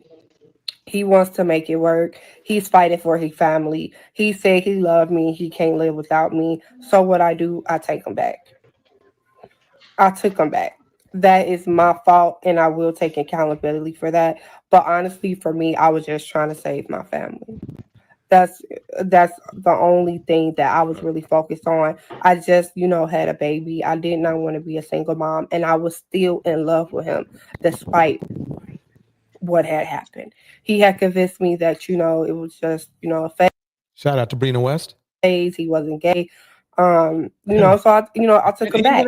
Even after she found everything, he still said he still that's pure DL right there. Where and she said she stayed with him after all that. That's on her at this point. Well, let's see what happens. Here we go. So and actually, I'll argue that, but I'm going to wait for to see what happens. September, obviously, it was my birthday month. It was probably one of the worst birthdays I think I ever had.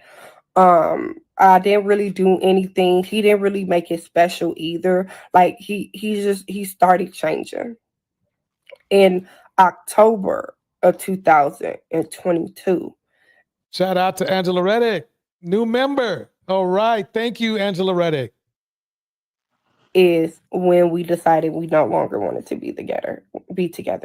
We decided we was going to go our separate ways and that we was going to co-parent. So despite of what I found out, I still co-parent with him after the fact. So it was no problem with me co-parenting with him after the fact. Okay.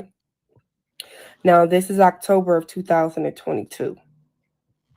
With co-parenting, everything is going fine. Of course, I'm still heartbroken over our relationship and grieving over our relationship. But we was co-parenting fine. Our kids were still happy. They still had their mother and their father. This was a very traumatic event for me. And I kept forgiving this man after all that he has done to me. How much more forgiving do you want me to do? How much more forgiving can I do? Exactly. Well said. Tiffany says this: cheating is abuse. That abuse could even become lethal in light of what diseases. Correct. The cheat and Darnell just mentioned something about that. The cheating partner could bring home. Exactly. It is also painful betrayals, emotional, mental abuse. Bars once again. And most importantly, I need everybody to realize this. I am still healing from a person that broke me. So the simple fact that I got to face this person, for the rest of my life from a person who broke me because we have a kid together is very traumatic. Very traumatic. Very.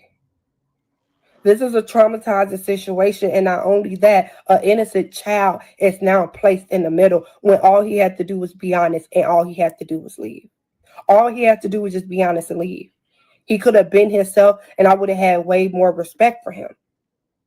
So when I'm crying in that video, I'm crying because I'm hurt. I'm crying because I feel betrayed. I'm crying because we have a son together. So I'm going to say that basically, yeah, nothing. It sounds like nothing physical did happen. I'm mad because he should have been honest. So it sounds like to me she was just she went through mental abuse with the man. Yeah, she got her didn't go heart through broken, and physical. now she's all sad and miserable. Yeah, we see. Well, that a no, lot. it's the thing is that basically, the rule is to me is this: don't have a kid with somebody if they don't know all about you. Like they don't know you went to prison, or they don't know you like dudes more. We don't know when things happen. And the thing is this: it's clear that he loved the men he was around more than he did this woman, because she literally gave him a child, and he still just kept doing what he was doing. Well, you know, that could have been it. Maybe that's the reason why he messed with her in the beginning, is because as much as he loved his men, he knew that he could not produce a child with another man. And he probably didn't want to adopt or nothing. So why not go off and get a woman to have a child? I mean, it's different ways he could have did it. He could have just found a female that Yeah, been a yeah. or something. But Dante, the only problem I have with your theory is if this was the 90s, I would agree with you. But in 2020, well, I think she said this is 2021 time frame. There was no need. I mean, because now being on that team is acceptable in society, so there's no need to be closeted anymore. Well, there is one thing though, Darnell. If he told her at the beginning when they met that he's the bottom or something like that, right? She might have bounced. She might have bounced. He may have not had his child. The problem that she has, and what's so painful to her, is she was down for the lifetime relationship, and she literally gave it up to somebody who was never going to be able to provide that. Yeah, but that's what I'm talking about. He didn't have to do that to her. I mean, there was no point. There's no point in it. Like I said, if it was the 90s, it would be different, because back then you couldn't openly be on that team openly. But Danielle, think about this though.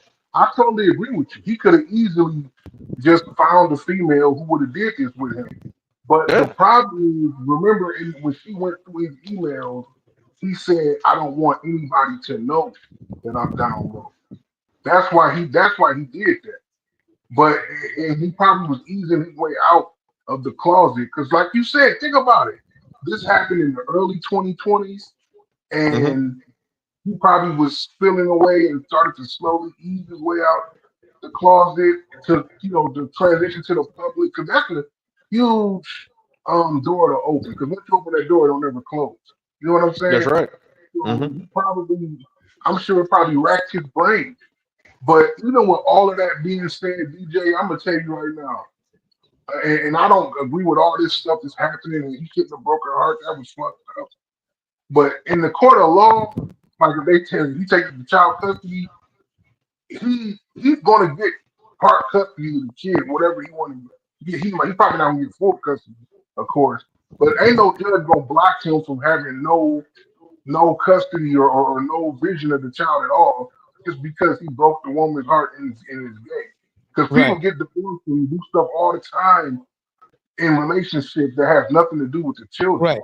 But quite honestly, I agree with you. But quite honestly, I don't think he really cares about the child. That's why they always give the kids to the women anyway, because in most cases, men. See, the thing is that I think he was trying to use. He still wanted control over her, And the best way to control her is through the kid, because she can, just like he can, otherwise, just like he can do his thing, she can just do her thing. But I think he just like Blueface was doing it. Blueface did the same thing where he was showing up at Krishan's house at 4 a.m. and Diddy G did it. Same thing here. He just wanted control. I mean, the thing is that just men, believe it or not, we don't really move on as advertised. Quite honestly, we really don't move on as what people think. And especially if he's getting something out of this woman, he already got a child out of her. Probably got free rent.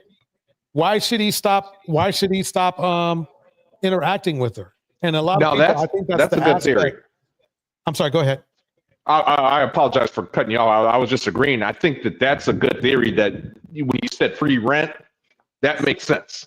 I know it sounds funny, but that would be the only reason why I would see him lying to this woman about his sexuality. Right.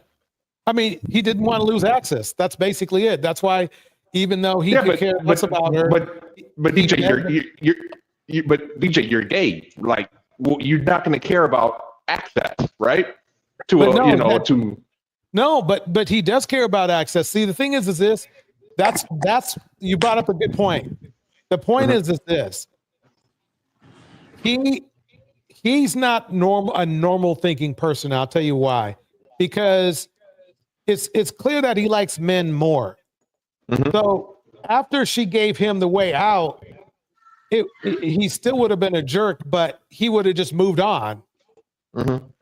No, he made a point of making it clear that he wanted to maybe not physically abuse her, but mentally abuse her. He knew she was calling for the child. You see what I'm saying? And it's different. And the thing is that this is a little infant. This is a little, maybe 2 years old at the most. Women go crazy if they can't find their child after 2 hours. And he didn't have the kindness or the respect to even just say, hey, everything's cool. You see what I'm saying?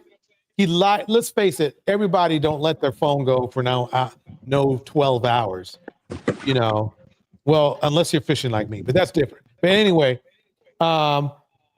we know he did that on purpose. He did that to inflict mental harm on her. He knew he couldn't do it without the child. I mean, otherwise, if you're going to go around and have dudes pogo sticking you, why not just take the child and drop him back off with the mother, who very much wants the child, very much loves the child and wants the child at home. You see what I'm saying? So he could have just said, hey, I have some things I want to do. Can I bring blah, blah back? You see what I'm saying? He didn't want to even do that. He literally ignored her. Who knows what the child was doing let's face it, he was pogo sticking. And what's worse is that if he wasn't pogo sticking, it's actually even worse, because it shows how malicious he is by knowing this young lady is calling to see I don't think she was calling at first to take the child back. She was calling at first just because she wanted to know her child was okay. Okay. And he didn't call back, and he knew that would hurt her, and it did. I believe that was mission accomplished in his mind. Because I mean, he could do anything. He could have sex with a woman, sex with a man. It didn't matter. They were already broke up. It would have been inappropriate to do it in front of her child, but he could have all he needed to do is just give a call. Oh yeah, everything's all good. I'm about to get, he could have said, oh yeah, Joe's over. We're gonna go do some things, but yeah, we have the little child in the next room.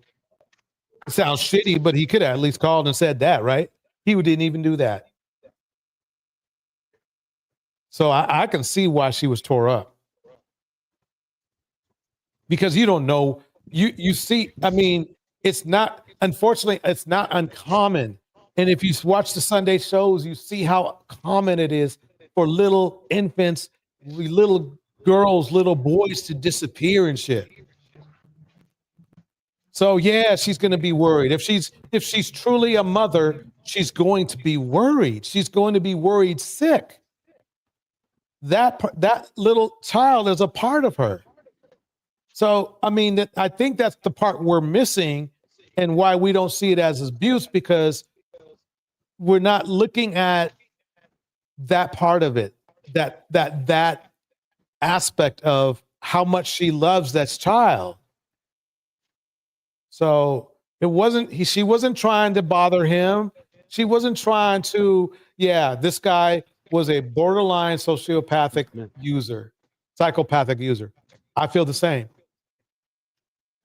I mean, so far from what I hear, I don't hear any abuse. I mean, I would say, a liar, yes. No. The abuse is knowingly, that there's mental abuse. Mental abuse is a real freaking thing. Yes, and she absolutely. was already brokenhearted about him, and she still loved him too. That wasn't the problem. The problem was the way he was mentally abusing her. She had a right to feel that way about her child. That's her child. It might be her only child. That child could not, it's not like the child was like 15 and like, well, he could have just left out the house. You see what I'm saying? This is a little infant that was at the will of a man that purposely would not call back the mother of his child. That's hardcore. I know it seems like, what are you talking about, Torch? That's not a big, it's a big, if you're a mother, you cannot understand. I mean, I've seen, when I was a little boy, I remember when I got lost or something, when my mom found me, she was just, oh man. Never got lost again, I'll tell you that. When I was younger, it would have ended badly for me if I disappeared like that when I was younger. Oh man, it's extremely, extremely painful. I do agree with that. There has to be better communication between parents when it comes to that, because if your baby's mother is calling you because she want to check on her child, I actually know men who've done this before on purpose. They sitting there with the kid playing PlayStation next to him, little kid happy as hell, living his good life, and his phone ringing off the chain. He said, "He's my baby mom." I'm like, well, why don't you answer? She just want to know what's up with old dude, Like, no, man, because she don't think she can trust me. I'm like, this is exactly why. You playing this stupid game. Just answer the phone, get a phone to your son. That's all she wants. But on the other side of that coin, I go back to what happened with Diddy G's situation, where he had took the baby girl's baby on Kai Sanat's podcast, and they were streaming live. And she had went off and wrote this long tweet about how he wanted to protect her son, all this other stuff, and she didn't know he was going to be on live on whatever it was. Then she came back, I believe, the next day and said basically, okay, she blew a gasket and she calmed down because he wasn't doing nothing wrong or abusive. Like, you can't have your baby's father take the baby out and then get upset when he does anything. What do you think? They both gonna tie? You gonna tie both of them to a chair in the house? She's trying to. I understand what you're saying, but she was trying to protect the identity of her child. I mean, I don't know about you, but if I had a child, but I don't know about you, but if I had a child and somebody was putting that child on video without my permission, I'm not going to feel that great about it. I mean, I have to kind of co-sign a little bit on what DJ is saying there, because it's like, at a minimum, Diddy G should have at least consulted the mother at a minimum. Say, hey, I'm going on this podcast. I got the kid, I'm going on this podcast. You know what I mean? Because like you are correct. Because like sometimes people online can be, man, I mean, weirdos. There's a lot of people that like to start drama online, and I mean anything can, and I can understand. I'm not a parent, but if I was, I wouldn't want my children online neither. You know what I mean? So yeah, that's private. That's private business. You know, it seemed like he was using it more for a come up. Okay, a lot of celebrities, they used to make fun of Michael Jackson when he did this with his kids, but they adopted that keeping the child out of the public eye until a certain age or whatever. They would even sell the baby pictures to People magazine. He did the first pictures. She was past that stage already. It was like she already was out of open. There's been many times people that went live, videotaping her in public. She didn't throw no towel over the baby's head and keep the baby away from people like that. I believe she just did that just to have a reason to trip. Because otherwise she wouldn't have came out and apologized for blowing up like that. Well, he didn't do nothing wrong. I mean, think about it like this. I'm not saying he a good guy. If she really was trying to get to him, she wouldn't have been like, he would have stayed in the States. She wouldn't have took that gig in Italy and took off with the kid. That's all she wanted to do. Otherwise, she would have just stayed in the States and caused drama. It would have been detrimental to her career. But that's what's up. Why he followed her all the way to Italy just to seemingly see his child when she'll probably be back in a couple weeks or months or whatever is beyond me. That's the question I want to know. But I need to move forward because I got one more thing I need us to go through. I'm going to break it down right now. I'm going to skip Nelly. I had Nelly in the mix. I'm going to skip him for now because I want to get to something that I know is going to get on everybody's radar. RG3, y'all. RG3. Y'all ready? Here we go. G3, he does understand hate. It's the hate of self. He's not having conversations at his home about what Black women have to endure because... I got to read Tiffany's thing real quick. Some cells of a child remain inside of the mother for the remainder of her life after she gives birth. The connection between mother and child is unlike anything else on this planet. Let me keep going. Here we go. Because in both of your marriages, you've been married to white women. And the whole time that he's mimicking Angel Reese and bobbing his head and moving his neck, his wife is in the back, amening and clapping. And he always points out on social media the color of his wife's skin, as if the color of her skin is what makes her special. Black men who have chose to marry outside of their race, they always feel like they have to go the extra mile to prop up the woman that they're married over. So basically, yeah, RG3. I mean, I knew he was like, I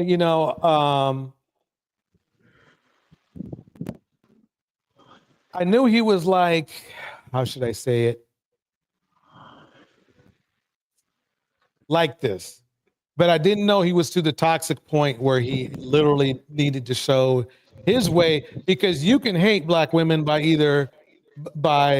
in different ways. But yeah, and there, Clark is not Clark and they work together. So yeah, the issue is this: he didn't even play basketball. So why is he getting into the mix with Clark and Reese? To marry outside of their race. So again, I was just gonna say that happens all the time when you watch like ESPN. There's a lot of people up there that never played basketball or football and they're commentating on players all the time. Basketball and football. Mm-hmm. Okay, here we go. race. They always feel like they have to go the extra mile to prop up the woman that they're married over black women by denigrating black women. This is what I like RG3 to know. No matter how much he continues to echo the microaggressions of racist, he'll be no less black than me. When you look at the play, that's competitiveness, that's rivalry, that's not hate. Angel Reese clearly hates Caitlin Clark. RG3 makes further digs at Angel Reese during an offensive post. Put it up. We'll get into it. So according to Sports Illustrated, a bitter... I will tell you this. She is very pretty. She looks way better than Caitlin Clark. I'm sorry.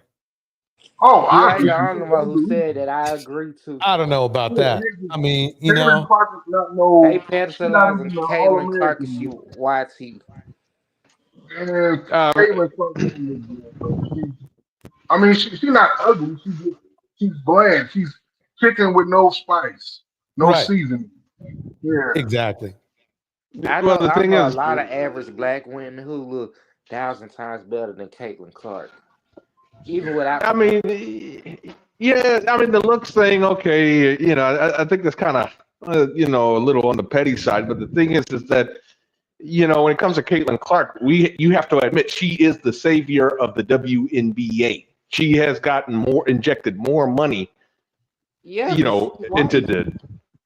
Mm-hmm. And I think that's the important part. Well, you know something.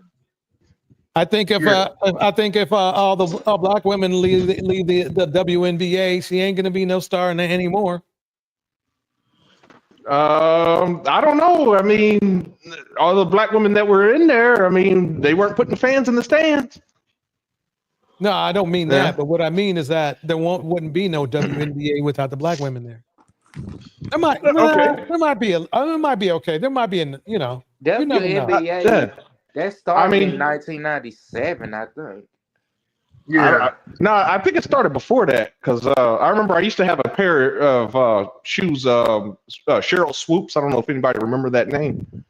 Yeah, I remember. I heard that name, but yeah, I think it was 98, 99. Tiffany says this. Tiffany says ESPN made Ryan Clark apologize for those wise words he spoke about RG3. So sad, but so predictable, man. But they didn't make RG. Did they make RG3 apologize?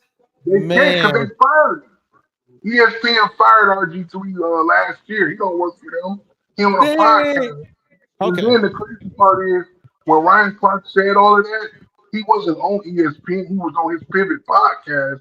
But because he still works for ESPN, they can still censor him for stuff that he say, you know, because he represents the network. Yeah, man. Okay, here we go. Social media feud appears to be brewing after Chicago Sky star Angel Reese seemed to respond to former ESPN analyst Robert Griffin III's controversial post on Thursday. Griffin wrote a lengthy message on X denouncing the racist rhetoric that has been used mostly by online trolls toward Reese this WNBA season, including that's cold-blooded right there. That's just dirty. Reposting an image that troll tweeted of Reese NBA 2026 cover, replacing into an image of an ape. Quote, RG3 posted all right, this has got to stop. There is no place for... He reposted it. He reposted it, yeah. So this is what RG3 said. All right, this has got to stop. Even though he's the one who started it, by the way. There's no place for racism in the world, whether you are you like a player or not. Angel Reese should never be called or depicted as a monkey, even though he kind of he did it. You see how he's like, never mind. Let me just keep reading this. But you see where I'm going to. Yeah. I have been quiet on the Angel Reese front. Apparently not quiet enough, because she shared a video that aided in my wife, kids, and family and friends receiving D threats. threats of physical harm to my family and friends, and threats of S violence to my children on S media and beyond. That will never be okay with me. I never attacked her or her. He did attack her. See, her family, when I stated and backed up with clear basketball evidence that Angel Reese hates. See, there we go again. He literally lied about everything in this tweet. Let me let the doctor tell you. For racism in this world, whether you like a player or not, Angel Reese should never be called or depicted as a monkey. I've been quiet on the Angel Reese front because she shared a video that aided in my wife, kids, and family friends receiving death threats of physical. So RG3, at best, in the kindest way, he retaliated against her. Harm to my family and friends and threats of sexual violence to my children on social media and beyond. That would never be okay with me. I never attacked her or her family when I stated and backed up clear basketball evidence that Angel Reese hates Caitlin Clark. This is the question I have, ladies and gentlemen. How do you back up evidence of a feeling a person is supposed to have that you say they have in a basketball game? Did Angel Reese like grab a red flag, and it said, I hate, Caitlin Clark, and wave it around like this and stuff? I don't recall that happening. I don't either, but I think he referencing when back during their college days, when they were at the championship game, Angel Reese, I think it was Iowa and LSU. Angel Reese was like kind of fouling her kind of hard. It was, Hey, you remember when Caitlin Clark had taunted Angel Reese first? Had to do what? Caitlin Clark taunted Angel Reese first in that game. But everybody, we're getting off subject. The bottom line is this: the evidence that RG3 said he was pointing to prove somebody was hated the other person was pure crap.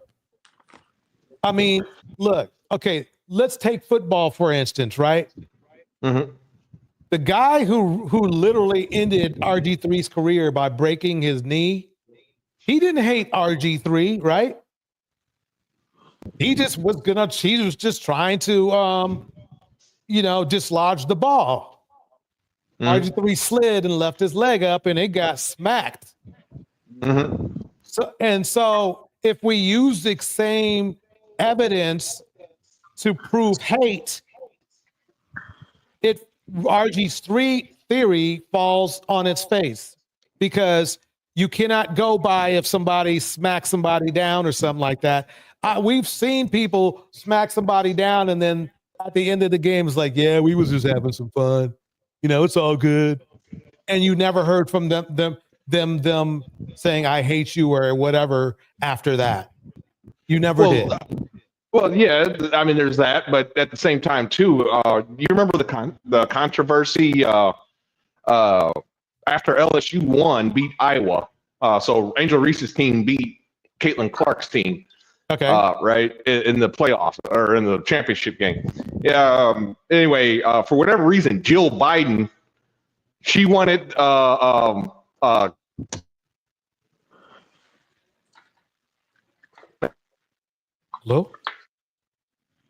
Hello? I don't know.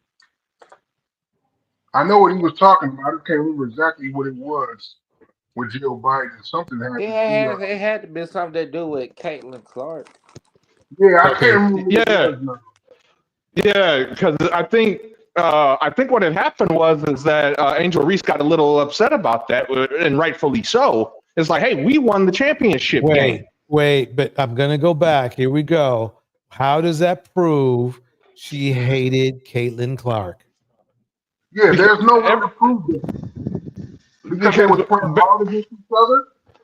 Because what? Because they were, listen, they were two of the best players in college basketball when they played against each other.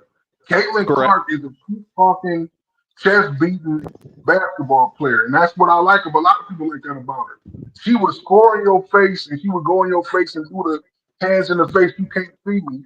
And she did it to That was Caitlin Clark who did that one. No, Caitlin Clark was doing it.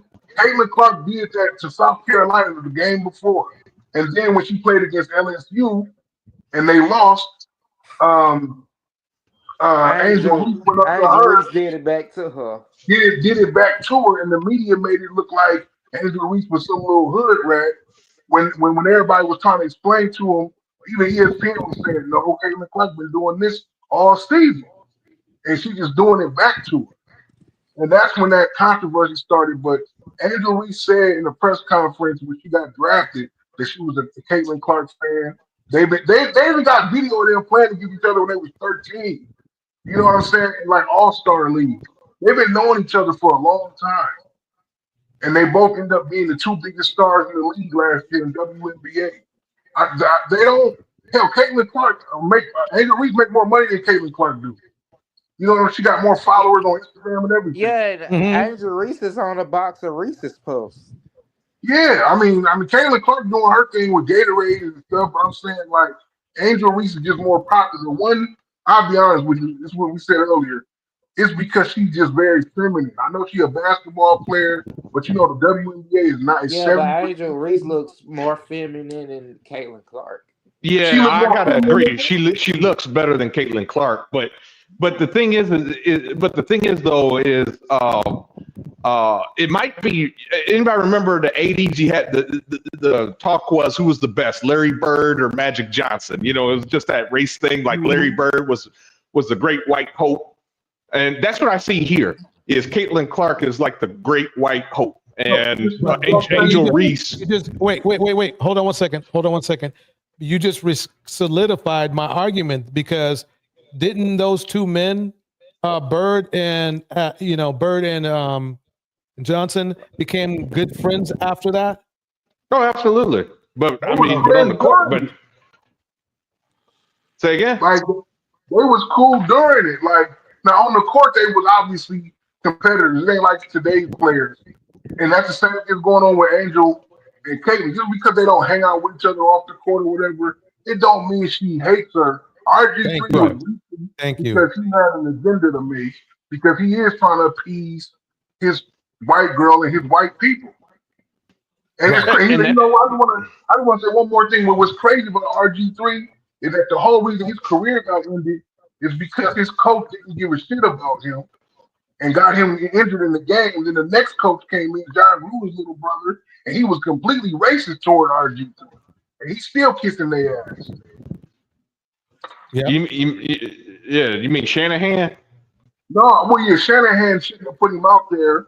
But then when John Gruden's little brother took over the next year, he ended up benching RG3 over nothing and let Kirk Cousins play. And Kirk Cousins ain't nowhere near RG3's level. Yep. Let me keep playing this. Here we go. Sports, everybody won't like each other. However, in this tweet, Griffin claimed he was in contact with some people in Reese's, quote, inner circle who told him Reese has, quote, grown to hate Caitlin Clark. People in Angel's inner circle called me and told me I was right, and Angel Reese has grown to hate Caitlin Clark because of the media always asking her about Caitlin and being constantly compared to her, Griffin wrote. Griffin would end with, quote, all that being said, Angel Reese or any black man or woman should never be called or depicted as a monkey, ever. Stop it. If you hate Angel Reese because she is black, you are the problem. If you hate Angel Reese because you are a Caitlin Clark, he hates Angel Reese because she's black. Otherwise, he would have left her alone. And don't turn it racial. There should be no space for racism in this world.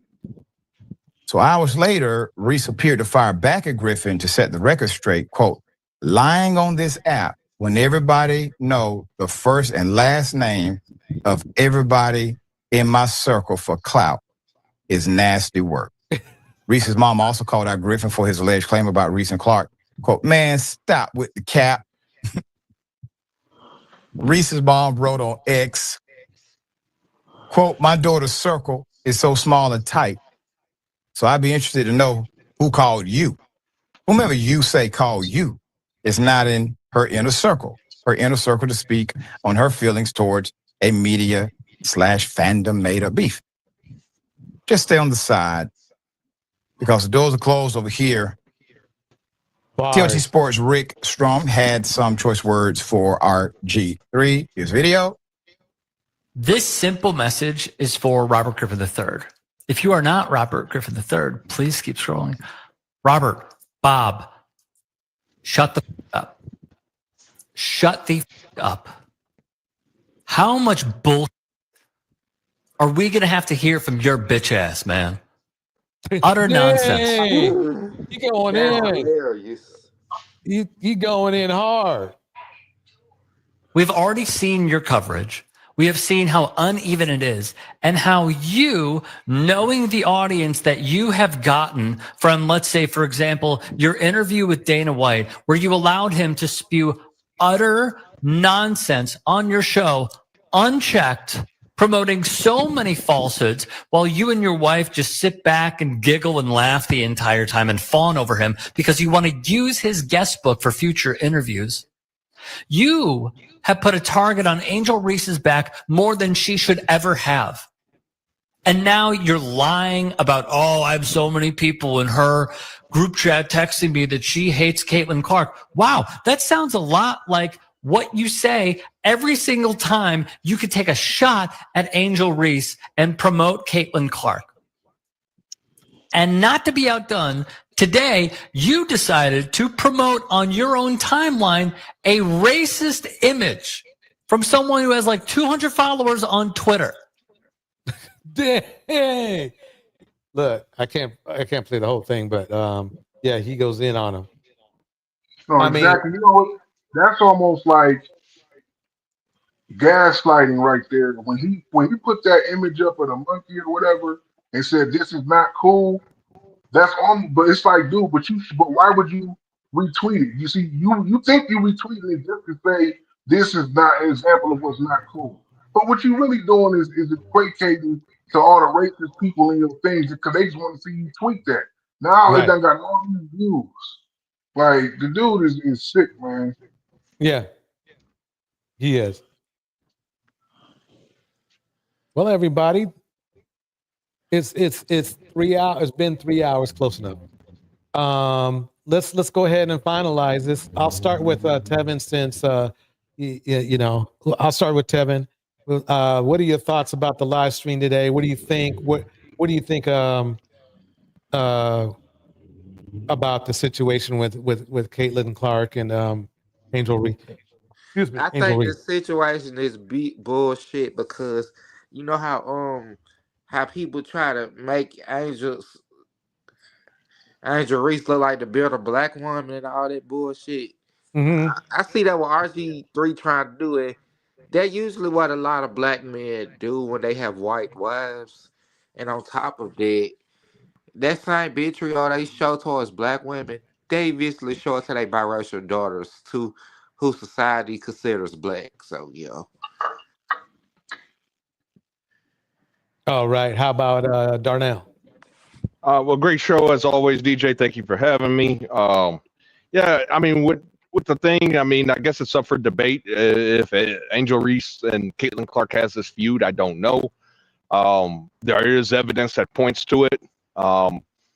You know, you got to remember, you know, that can create a lot of jealousy, especially when a former first lady invites the losing team. When have we ever heard of a losing team going to visit the White House when you don't won? I mean, that can create a little bit of jealousy, maybe a little bit of envy. But you know, as far as I forgot all about that. Yeah. I mean, yeah, you gotta, and that was the point I was trying to make earlier, you know, was that it, you know, possibly that might have caused a little bit of discontent among Angel Reese, because I mean, I ain't gonna lie. I mean, if you guys won a championship and your opponent got invited to the White House, and at first they tried to snub you, I mean, wouldn't you get a little upset? Being upset though and hating somebody is two different things, though. That's true. That's very true. So, like I said, I guess it's up for everyone to draw their own conclusion on that. But as far as RG3 goes, you also got to remember the man's pedigree. I forgot what school. Anybody remember what school he came out of? Baylor. And that's kind of a preppy school, isn't it? Yeah, but I mean, yeah, they're all PWI. Like, predominantly white institution. They all are all white colleges. Like, my brother went to Ohio State for 4 years, and he ain't come out in love with white women over black women. But I'm just saying. I'm just saying though. But you got to. If anybody remember draft day when how RG3 was dressed, he was dressed like a white boy from California. Yeah, okay. I know what you're saying, and that's what he is. Yeah, he might just be one of those guys, kind of like a Carlton from Fresh Prince of Bel-Air. I think Carlton was a little bit more hip, to be honest with you. Yeah. No, Carlton. No, he was always the nerdy. Will was the hip one, and Carlton was the nerdy. But Carlton was out of touch too. Yeah, very out of touch. Did that funny little dance, But but anyway, you got to put in, just remember the optics of who RG3 is. That he's a white man trapped in a black man's body. I'll never forget how he was dressed draft day. The day he got drafted. I mean, he looked like he was, man. I was like, man, it looked like I was like, man, maybe he was out in the sun too long or something, But so you can't. I mean, you can't get too mad at, I guess, RG3 because he is who he is, I guess. And there's just one last thing. We had discussed IPV, intimate partner violence. Like I said, anytime, just want to say, that's a very serious, topic there, and hopefully that, definitely rates are definitely way too high for IPV rates. Just wanted to say something on that. Hopefully, society can come up with something to resolve the problem, I hope. True. All right. Deontay, take us home. Okay, it was a good show, DJ, man. I didn't even realize you was on. I just turned on I had my phone off, actually. But anyway, I'll tell you, Tevin was hitting it earlier with the wife thing with RG3. I think I know exactly what happened. I think that in private, him and his wife talked about the Caitlin Clark situation with Angel Reese. And she, of course, is a white woman. I believe she's some kind of athlete. So she probably felt some kind of way about, Angel Reese. And she told him that I think that'll be a good topic on the show to defend Caitlin over Angel. And white women are good at doing that. Yeah, because they be with black men. Yeah, because she basically putting her voice and turning him into the bullhorn. And it's like, remember, like, wasn't it Caitlin Clark? Wasn't she the one that filed the shit out of Angel Reese? I can't remember. No, it was Angel. Yeah, she was filing Caitlin Clark. I thought Caitlin, because didn't they give her a technical foul? No, I think they gave Angel Reese a tech. I mean, it's been years, but I could have swore. No. This ain't back in the. I'm talking about this happened. Oh, recently. Season. That I don't know. Caitlin technically gave a hard foul to Angel Reese, and it was a technical.